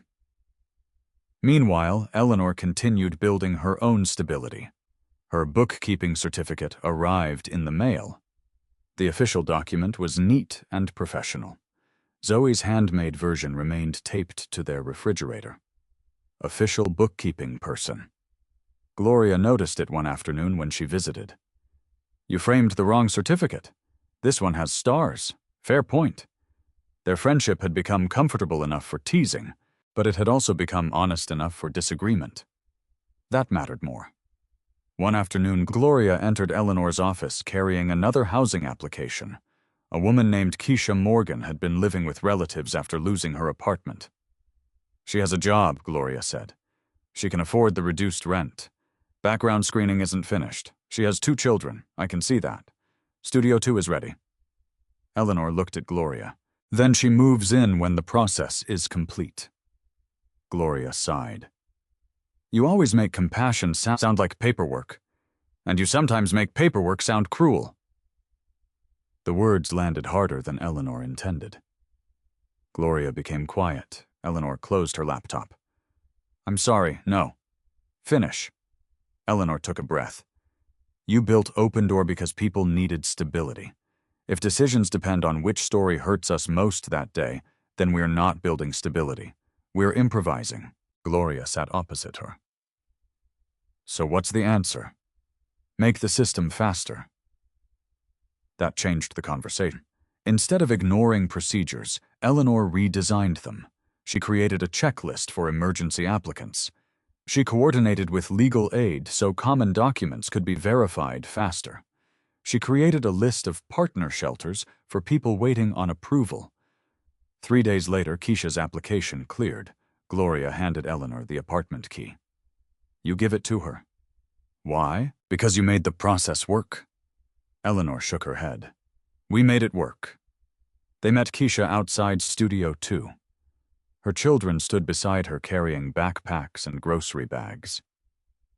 Eleanor handed her the key. Keisha stared at it. That's mine for the next 9 months if you want it. Keisha's eyes filled. Eleanor gently stopped what she knew was coming. You don't owe us gratitude. Keisha looked confused. You owe yourself a plan. That evening, Eleanor watched the family carry their belongings inside. A few minutes later came a familiar sound. Click. A deadbolt locking. Eleanor smiled. Gloria stood beside her. You heard it too. Yeah, they didn't need to explain. By late summer, 4 studios were occupied. The building changed. Children's shoes appeared outside doors. Someone put basil plants on a windowsill. A resident named Walter fixed a loose porch railing without being asked. Gloria's sewing room became active twice a week. She taught basic alterations, button replacement, and hemming. She never presented the classes as charity. Skills had value. People who completed paid repair orders received part of the revenue. One afternoon, Eleanor found Gloria teaching Zoe how to thread a needle. "Not too tight," Gloria said. "Fabric needs room to move." Zoe frowned with concentration. "Like this better." Eleanor leaned against the doorway. For a moment she thought about the woman beneath the motel awning, whose hands had shaken so badly she couldn't pick up her needle. That woman was still Gloria. The difference was not that someone had transformed her. She had been given enough stability to use what had always been there. Later that week, Anthony came into Eleanor's office carrying updated estimates. "I found a supplier willing to donate some flooring. How much does that save? About $2,800. Eleanor entered the figure. The funding gap dropped again. Still not enough. Then Patricia entered. She looked unusually serious. "Conference room, 10 minutes. What's wrong? We received an offer." "What kind?" "A private donor." Gloria joined them. Patricia placed a proposal on the table. $25,000. Anthony whistled softly. It was almost exactly what they needed. Gloria looked relieved. "What's the catch?" Patricia did not answer immediately. Eleanor reached for the proposal. The donor was a regional development company. The first page looked generous. The second page did not. Eleanor read slowly. "They want branding rights." Patricia nodded. "That's manageable." Eleanor continued. "They want promotional access to residents, optional interviews. Read the next paragraph." Gloria took the document. Her face changed. The donor wanted the right to recommend candidates for 2 open-door units. "Recommend?" Gloria asked. Eleanor pointed lower. "Priority consideration." Anthony frowned. "So they want to choose who gets housing." "Not officially," Patricia said. "Officially is doing a lot of work in that sentence," Eleanor replied. Patricia leaned back. "We are $25,000 short, I know. If we don't take this, studios 5 and 6 may sit unfinished for months, I know." Gloria stared at the proposal. For her, the decision carried another weight. She had already watched Open Door nearly disappear once. $25,000 could finish Rebecca's building, could put 2 more people behind locked doors, could keep contractors working. Eleanor understood why Gloria was tempted. That was what made the offer dangerous. Bad choices rarely arrived looking completely bad. Sometimes they arrived looking like solutions. Patricia folded her hands. "We vote tomorrow." That night, Eleanor sat at her kitchen table after Zoe went to sleep. The donor proposal was open beside her laptop. She could stay quiet. She was the newest employee. Patricia had more experience. Gloria had more history. If the board accepted the money, Eleanor's job became easier. The building would be completed. Everyone could call it a success. Eleanor looked toward the refrigerator. Zoe's handmade certificate was still there. Beside it, Eleanor had pinned Gloria's tiny open fabric door. She remembered standing outside room 17. She had not asked Gloria for her story before deciding she deserved safety. Now Open Door was considering money from someone who wanted influence over who deserved the next key. Eleanor opened a new spreadsheet. At the top, she typed "Alternative Completion Plan." Then she began calculating. Phase construction, delay landscaping, renegotiate materials, expand sewing revenue, seek local business donations, reduce administrative expenses temporarily. By 1:13 a.m., she had a plan. Not a perfect one, not an easy one, but possible. Eleanor saved the file. Tomorrow's meeting was no longer about $25,000. It was about something more important. What kind of door were they building, and who would be allowed to decide who deserved to walk through it? The next morning, the donor agreement sat in the center of the conference table. $25,000. Enough to restart construction on Studios 5 and 6 almost immediately. Enough to solve the problem everyone in the room had been carrying for weeks. That was precisely why Eleanor Ramirez did not trust how relieved everyone looked. Patricia Coleman began the meeting at 9:03. "We need a decision today." Gloria Bennett sat across from Eleanor. Anthony Wallace had joined by speakerphone from a job site. 2 other board members had copies of the proposal. Patricia summarized the terms. The development company would provide $25,000. Open Door would display the company's name at selected community events. Residents could be invited to participate in promotional material. And the donor would receive priority consideration when recommending applicants for 2 units. One board member spoke first. "I don't like that last part." "Neither do I," Patricia said. "But a recommendation isn't technically a selection." Eleanor looked at her. "Would we feel free to reject their candidate after accepting $25,000? Patricia paused. "That would depend on eligibility. No, it would depend on whether we're willing to upset the people paying to finish our building." The room became quiet. Gloria rubbed her thumb along the edge of the proposal. "We could write protections into the agreement." "We could," Eleanor said. Patricia looked at her. "But you don't think we should?" "No." It was the first time Eleanor had openly opposed the board on something this large. Her stomach tightened. She continued anyway. "If we give donors influence over who gets housing, then applicants aren't standing in the same line anymore." One board member sighed. "Eleanor principals don't install flooring." "No, money does." She opened her laptop. "But not all money costs the amount written on the check." Patricia's expression hardened slightly. "That's easy to say when you're not responsible for keeping the organization solvent." Eleanor felt the sting. Months earlier, she might have retreated. Now she understood that respect sometimes meant disagreeing clearly. "I am responsible for helping keep it solvent. That's why I worked on another option." She turned the laptop. A spreadsheet appeared. "Alternative completion plan." Gloria leaned forward. Eleanor began. "If we stop trying to finish both studios simultaneously, we can complete 5 first." "How?" Patricia asked. Anthony agreed to reorganize the schedule. Anthony's voice came through the speaker. "I can move 1 crew instead of splitting labor," Eleanor continued. "The donated flooring saves $2,800. The electrical supplier will give us a discount if we combine the remaining order with another project." "How much?" "Another $1,600. She moved down the spreadsheet. "We delay exterior landscaping until spring. Gloria's sewing workshop is already generating small revenue. If we expand paid repair orders through 2 local uniform businesses, conservative estimate gives us another $900 a month." Gloria looked surprised. "You contacted them yesterday, and one wants a trial order." Patricia studied the figures. "We'd still be short." "Yes. How much about $9,000 for Studio 6? "So your solution doesn't solve the entire problem, no?" Eleanor met her eyes.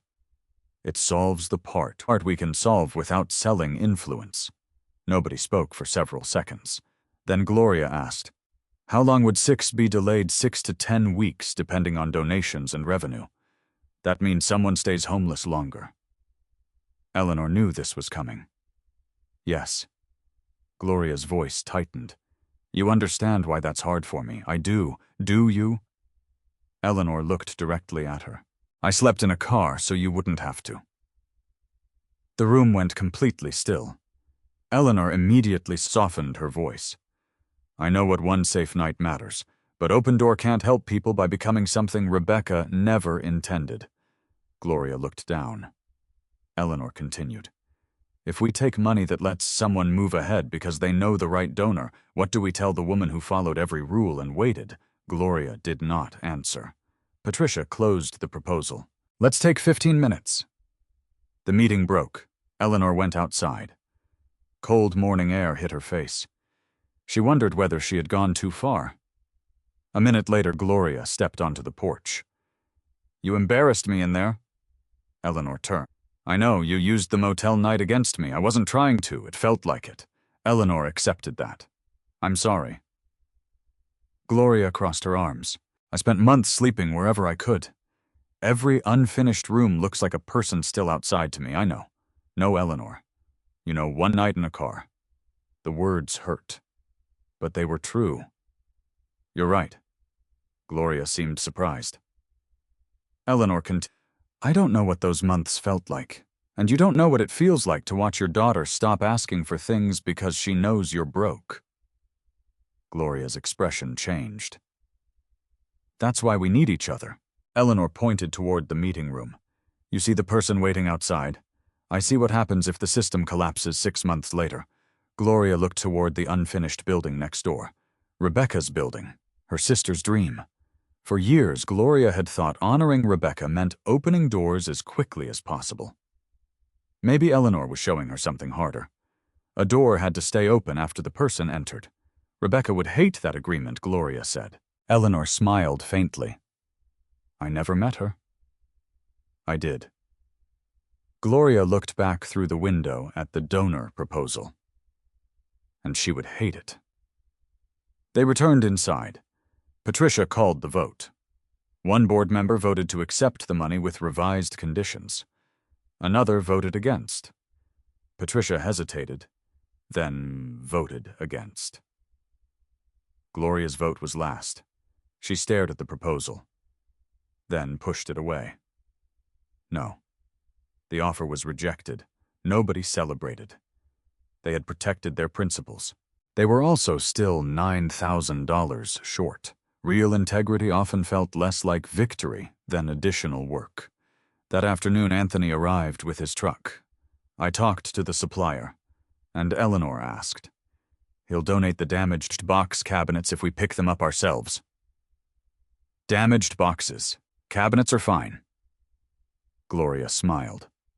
I own a screwdriver. Anthony looked at her. That is not reassuring. Over the following weeks, Open Door became busier than ever. Residents volunteered only when they wanted to. Local businesses donated leftover materials. Anthony reduced costs by reorganizing labor instead of cutting wages. Gloria's sewing workshop secured the uniform repair contract. Eleanor tracked every dollar. The gap fell. $9,000, $6,700, $450. Then blurt $920. One Friday afternoon, Samuel Grant from the diner arrived carrying an envelope. Eleanor stared at him. What are you doing here? You found $78 in duplicate charges the first day I met you. He handed the envelope to Patricia. Inside was a $500 donation from several businesses near Bright Spin. Eleanor laughed. Who told you Carla? Of course. By early autumn, Studio 6 was finished. No billionaire arrived. No giant check appeared. No miracle rescued them. Dozens of ordinary decisions did. At the final inspection, Eleanor stood beside Gloria as the inspector signed the approval. All 6, Gloria whispered. All 6. Gloria's eyes filled, but she smiled. Rebecca would have liked you. She never saw my spreadsheets. She would have loved you. A week later, Gloria asked Eleanor to meet her in the sewing room. On the table lay Eleanor's old coat, the same coat she had worn the night she slept in the Malibu. You kept this, Eleanor asked. You left it here last month. Gloria opened the lining. Sewn inside was a tiny blue door. Eleanor touched it. Another one? This one isn't for leaving behind. Eleanor looked at Gloria. What does it mean? Gloria smiled. That you don't have to give away your own door every time you want someone else to have one. Eleanor swallowed. Before she could answer, someone knocked urgently at the front entrance. They walked into the hallway. Outside stood a young woman with a little boy. Both were soaked from the rain. The woman held a plastic grocery bag containing what appeared to be all their belongings. I'm sorry, she said. The shelter told me to try here. Eleanor looked at Gloria. Gloria looked back. Every studio was occupied. The shelter network was full. And outside, the temperature was falling. For 1 second, Eleanor was back beneath the blue lantern sign with a blue motel key in her hand.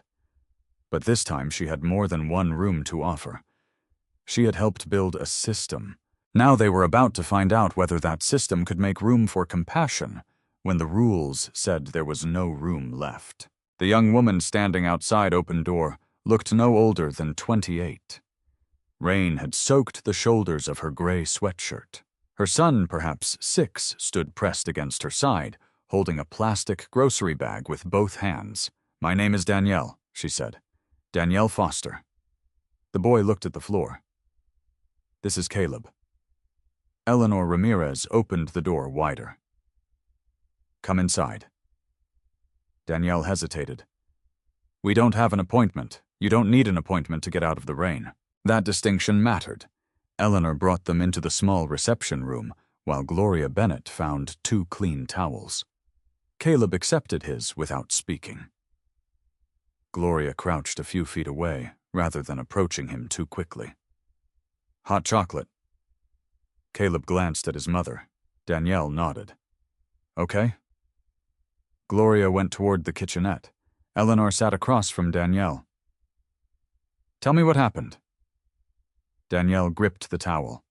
"We were staying with my cousin. Her landlord found out." "When tonight?" "Any other family?" Danielle shook her head. "The shelter downtown said they're full." Eleanor knew. She had already checked availability that afternoon for another applicant. "What about work? I clean offices." 4 nights a week. You're working." Danielle nodded quickly as if defending herself. "I can pay something. I don't want free. I didn't ask whether you could pay." Danielle stopped. Eleanor recognized the reaction. People who had been judged often answered accusations nobody had made yet. "What I need to know," Eleanor said, "is what keeps you and Caleb safe tonight." Gloria returned with hot chocolate. Caleb wrapped both hands around the cup. For the first time, he looked less frightened. Eleanor checked Open Door's emergency partner list. First shelter, full. Second, no family beds, church housing program, voicemail, budget motel partner, 1 room available. Eleanor looked at the emergency night fund. There was enough. Months earlier, the fund had not existed. It had been created after Gloria wanted to move a family into an unfinished studio, and Eleanor refused. At the time, Gloria had hated the restriction. Now the system they built because of that disagreement had an answer. Eleanor called the motel.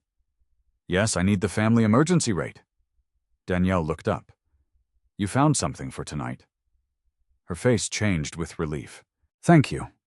Eleanor raised a hand gently. "Tonight is only tonight." Danielle nodded. "Tomorrow morning, come back at 9. We'll figure out the next step. What if I don't qualify?" "Then we'll tell you the truth and help you find another direction." Danielle's eyes filled. "Why are you doing this?" Eleanor glanced toward Gloria. Years earlier, Gloria might have answered with a speech. Tonight, she simply handed Caleb another marshmallow.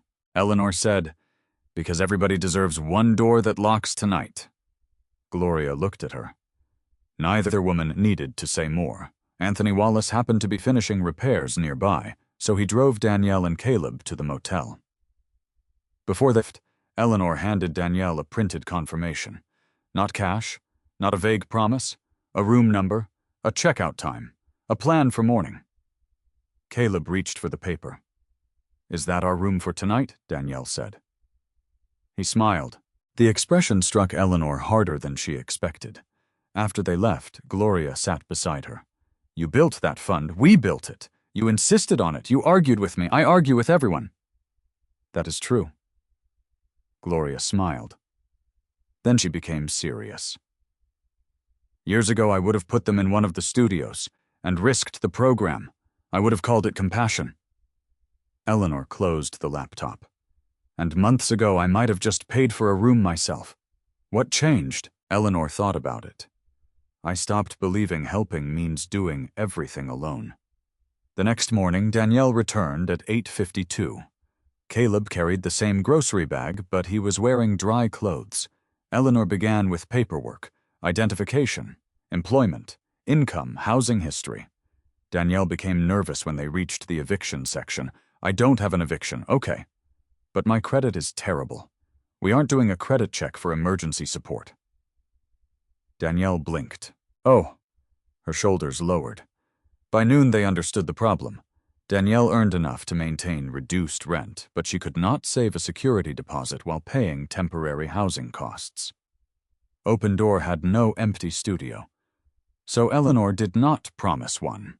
Instead, Marcus Whitfield connected Danielle with a tenant support program. Patricia found a deposit assistance fund. A partner organization located a temporary family unit available for 30 days. Danielle would still need to work, still need to budget, still need to apply for longer-term housing. But now she could do those things without wondering where Caleb would sleep that night. 3 days later, Eleanor watched Danielle sign the temporary housing agreement. Gloria stood beside her. "This is better than handing someone a key," Gloria whispered. Eleanor shook her head. "The key matters." She looked at Danielle. "But what comes after matters more." Open Door continued changing. Studio residents began contributing in ways nobody required. Keisha Morgan helped new residents fill out school forms. Walter repaired furniture. Another resident, Denise, started cooking a large Sunday meal twice a month. Gloria's sewing workshop expanded. Some residents earned extra income repairing uniforms for local businesses. The building was becoming something neither Gloria nor Rebecca had originally imagined. Not merely temporary housing. A community where receiving help did not permanently define anyone as helpless. One afternoon, Patricia called Eleanor into the conference room. Eleanor sat. "If this is another donor agreement, I'm leaving." Patricia laughed. "No." She slid a document across the table. "What is this employment review?" Eleanor read it, then stopped. "Operations coordinator." She looked up. "Is this Gloria's idea to Marcus numbers? Then who's the board's?" Patricia leaned back. "You've reduced administrative waste, completed the housing workflow, built the emergency night system, and helped finish the project without compromising applicant selection." Eleanor stared at the proposed salary. It was not wealth, it was stability. The difference mattered more. "You earned it," Patricia said. Eleanor signed. That evening she picked Zoe up from school. "I got promoted." Zoe gasped. "To what, operations coordinator?" Zoe considered this. "Is that more important than official bookkeeping? Person, nothing is more important than official bookkeeping person." "Good." They celebrated with 2 milkshakes. A week later, Eleanor returned briefly to the Blue Lantern Motor Inn. She had not been there since moving into the apartment. The neon sign still flickered. The vending machine still hummed. Room 17 looked exactly the same. Dennis Parker recognized her. "Well, look who escaped." "That's one way to put it. How's Zoe?" "Good." "And you?" Eleanor smiled. "Good." Dennis nodded toward room 17. "I think about that night sometimes." "So do I." "You know I wasn't trying to be cruel. I know. I still would have kicked you out if you did it again." Eleanor laughed. "I know that too." Before leaving, she stood beneath the awning where Gloria had once sat, sewing her torn bag. Eleanor reached into her coat. Inside the lining, her fingers found the little blue fabric door Gloria had stitched there. She no longer carried the motel key every day. It now belonged somewhere else.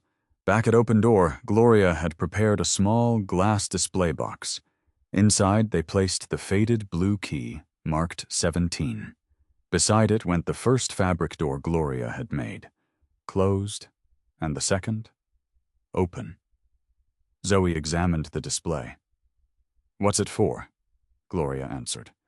"To remember where this started." Eleanor shook her head gently. "No." Gloria looked at her. Eleanor watched Danielle and Caleb entering the building for an appointment. "It isn't where it started." She touched the glass. "It's where it changed direction." Outside, another autumn rain began falling over Knoxville. Inside, 6 apartment doors stood along the hallway. 6 locks. 6 people or families rebuilding their lives behind them. And Eleanor finally understood that the greatest thing she had given Gloria was never room 17. It was a chance to remember her own worth. Gloria had returned that gift by offering Eleanor an opportunity, not a rescue. Now both women had something larger to give the next person, not simply shelter, a way forward. And soon one final key would complete the circle. 3 months later, winter settled over Knoxville. At 5:40 on a Friday evening, Eleanor Ramirez stood in the open-door hallway holding a small brass key. Across from her stood Danielle Foster. Caleb was beside his mother, bouncing nervously on the toes of his sneakers. Danielle had spent the previous months doing exactly what Eleanor had hoped she would do, not waiting to be rescued, working, planning, saving. She kept her evening cleaning job and added 2 morning shifts at a medical office. With Open Door's help, she corrected an old credit report error and completed a budgeting program. The Deposit Assistance Fund had covered part of what she needed. Danielle saved the rest herself. Now a permanent apartment had finally approved her application. The key in Eleanor's hand belonged to it. "Ready?" Eleanor asked. Danielle laughed nervously. "I've been ready for 3 years." Eleanor extended the key, then stopped. Actually, Danielle looked confused. Eleanor turned toward Zoe. "You do it." Zoe's eyes widened. "Me? You remember what to say?" Zoe took the key. She walked toward Danielle and placed it carefully in her palm. "Everybody deserves one door that locks tonight." Danielle covered her mouth. Eleanor felt Gloria's hand touch her shoulder. Caleb looked at the key. "Does this mean we don't have to move again?" Danielle crouched. "It means we have a home." Caleb hugged her. No one spoke for a moment.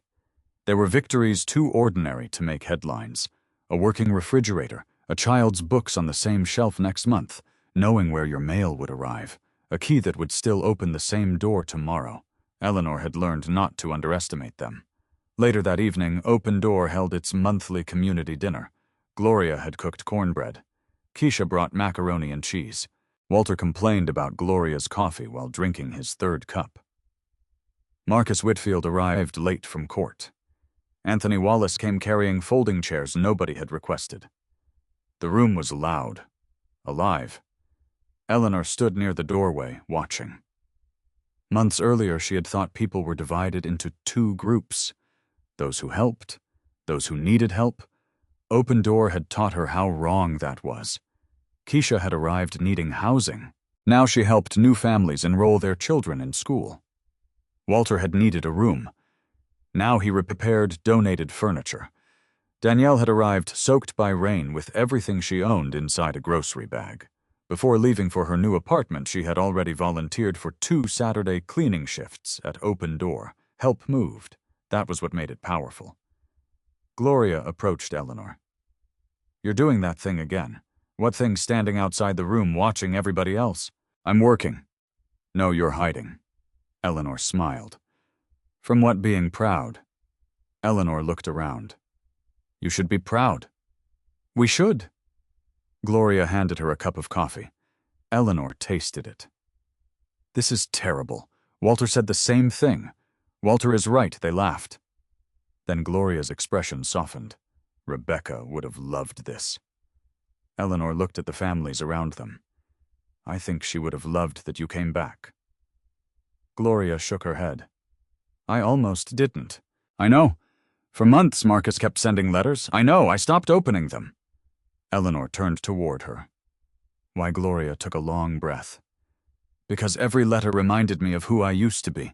The room continued around them, but Gloria's voice became quieter. "When you've lost enough things, sometimes hope feels insulting." Eleanor understood more than she wanted to. Gloria continued. "That night at the motel, I was planning to leave Knoxville the next morning." Eleanor stared at her. "You never told me that. I didn't know where I was going." "Then why leave?" "Because I was tired of being somewhere people remembered me." Gloria looked toward the glass display case on the wall. Inside was the faded blue key from room 17. "I thought disappearing would hurt less than being seen falling apart." Eleanor said nothing.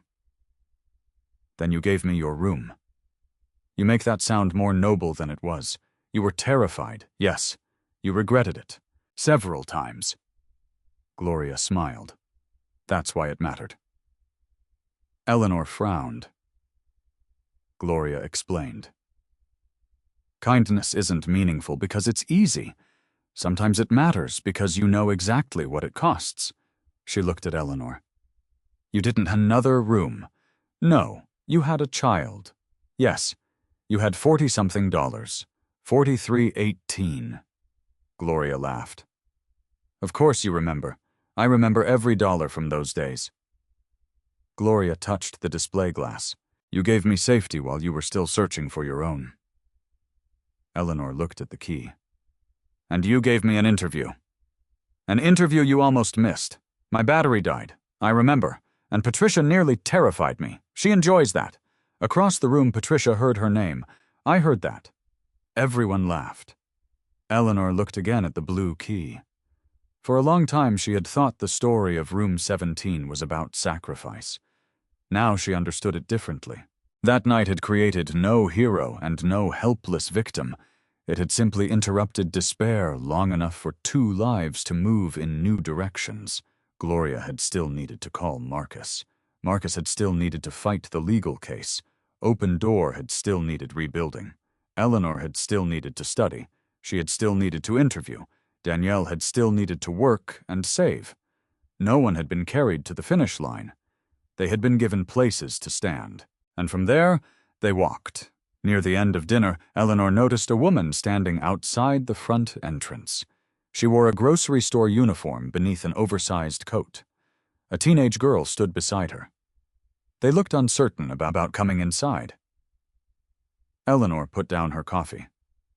Gloria noticed. Want me to come? Eleanor shook her head. I've got it. She opened the door. Cold air entered. Hi. The woman looked embarrassed. I'm sorry. Someone at the community center gave me this address. You don't have to apologize. They said you might know about temporary housing. Eleanor stepped aside. Come in. We don't have an appointment. That's okay. The teenage girl looked exhausted. Eleanor recognized that expression, not because she had seen it on Gloria, because she had once seen it on Zoe. First, Eleanor said, Let's get you warm. The woman entered. Eleanor did not promise an apartment. She did not reach for her wallet. She did not make promises the organization could not keep. Instead, she opened the emergency intake system she had built. Available shelters, emergency night fund, transportation, employment resources, documentation checklist. A system designed so compassion did not depend on whether Eleanor happened to be standing nearby. That was the real change. Months earlier, kindness had been one woman giving away her own motel room. Now kindness had structure. It had procedures, partners, budgets, people. It could survive beyond a single generous moment. Later, after everyone left, Zoe helped Eleanor turn off the lights. They stopped beside the glass case. Zoe pointed at the blue motel key. Do you miss room 17? Eleanor laughed softly. Not even a little. Then why keep the key? Eleanor thought about the answer. Because I used to think a key meant you were safe. And now I think it means someone trusted you with a door. Zoe studied the display. The first fabric door was closed. The second was open.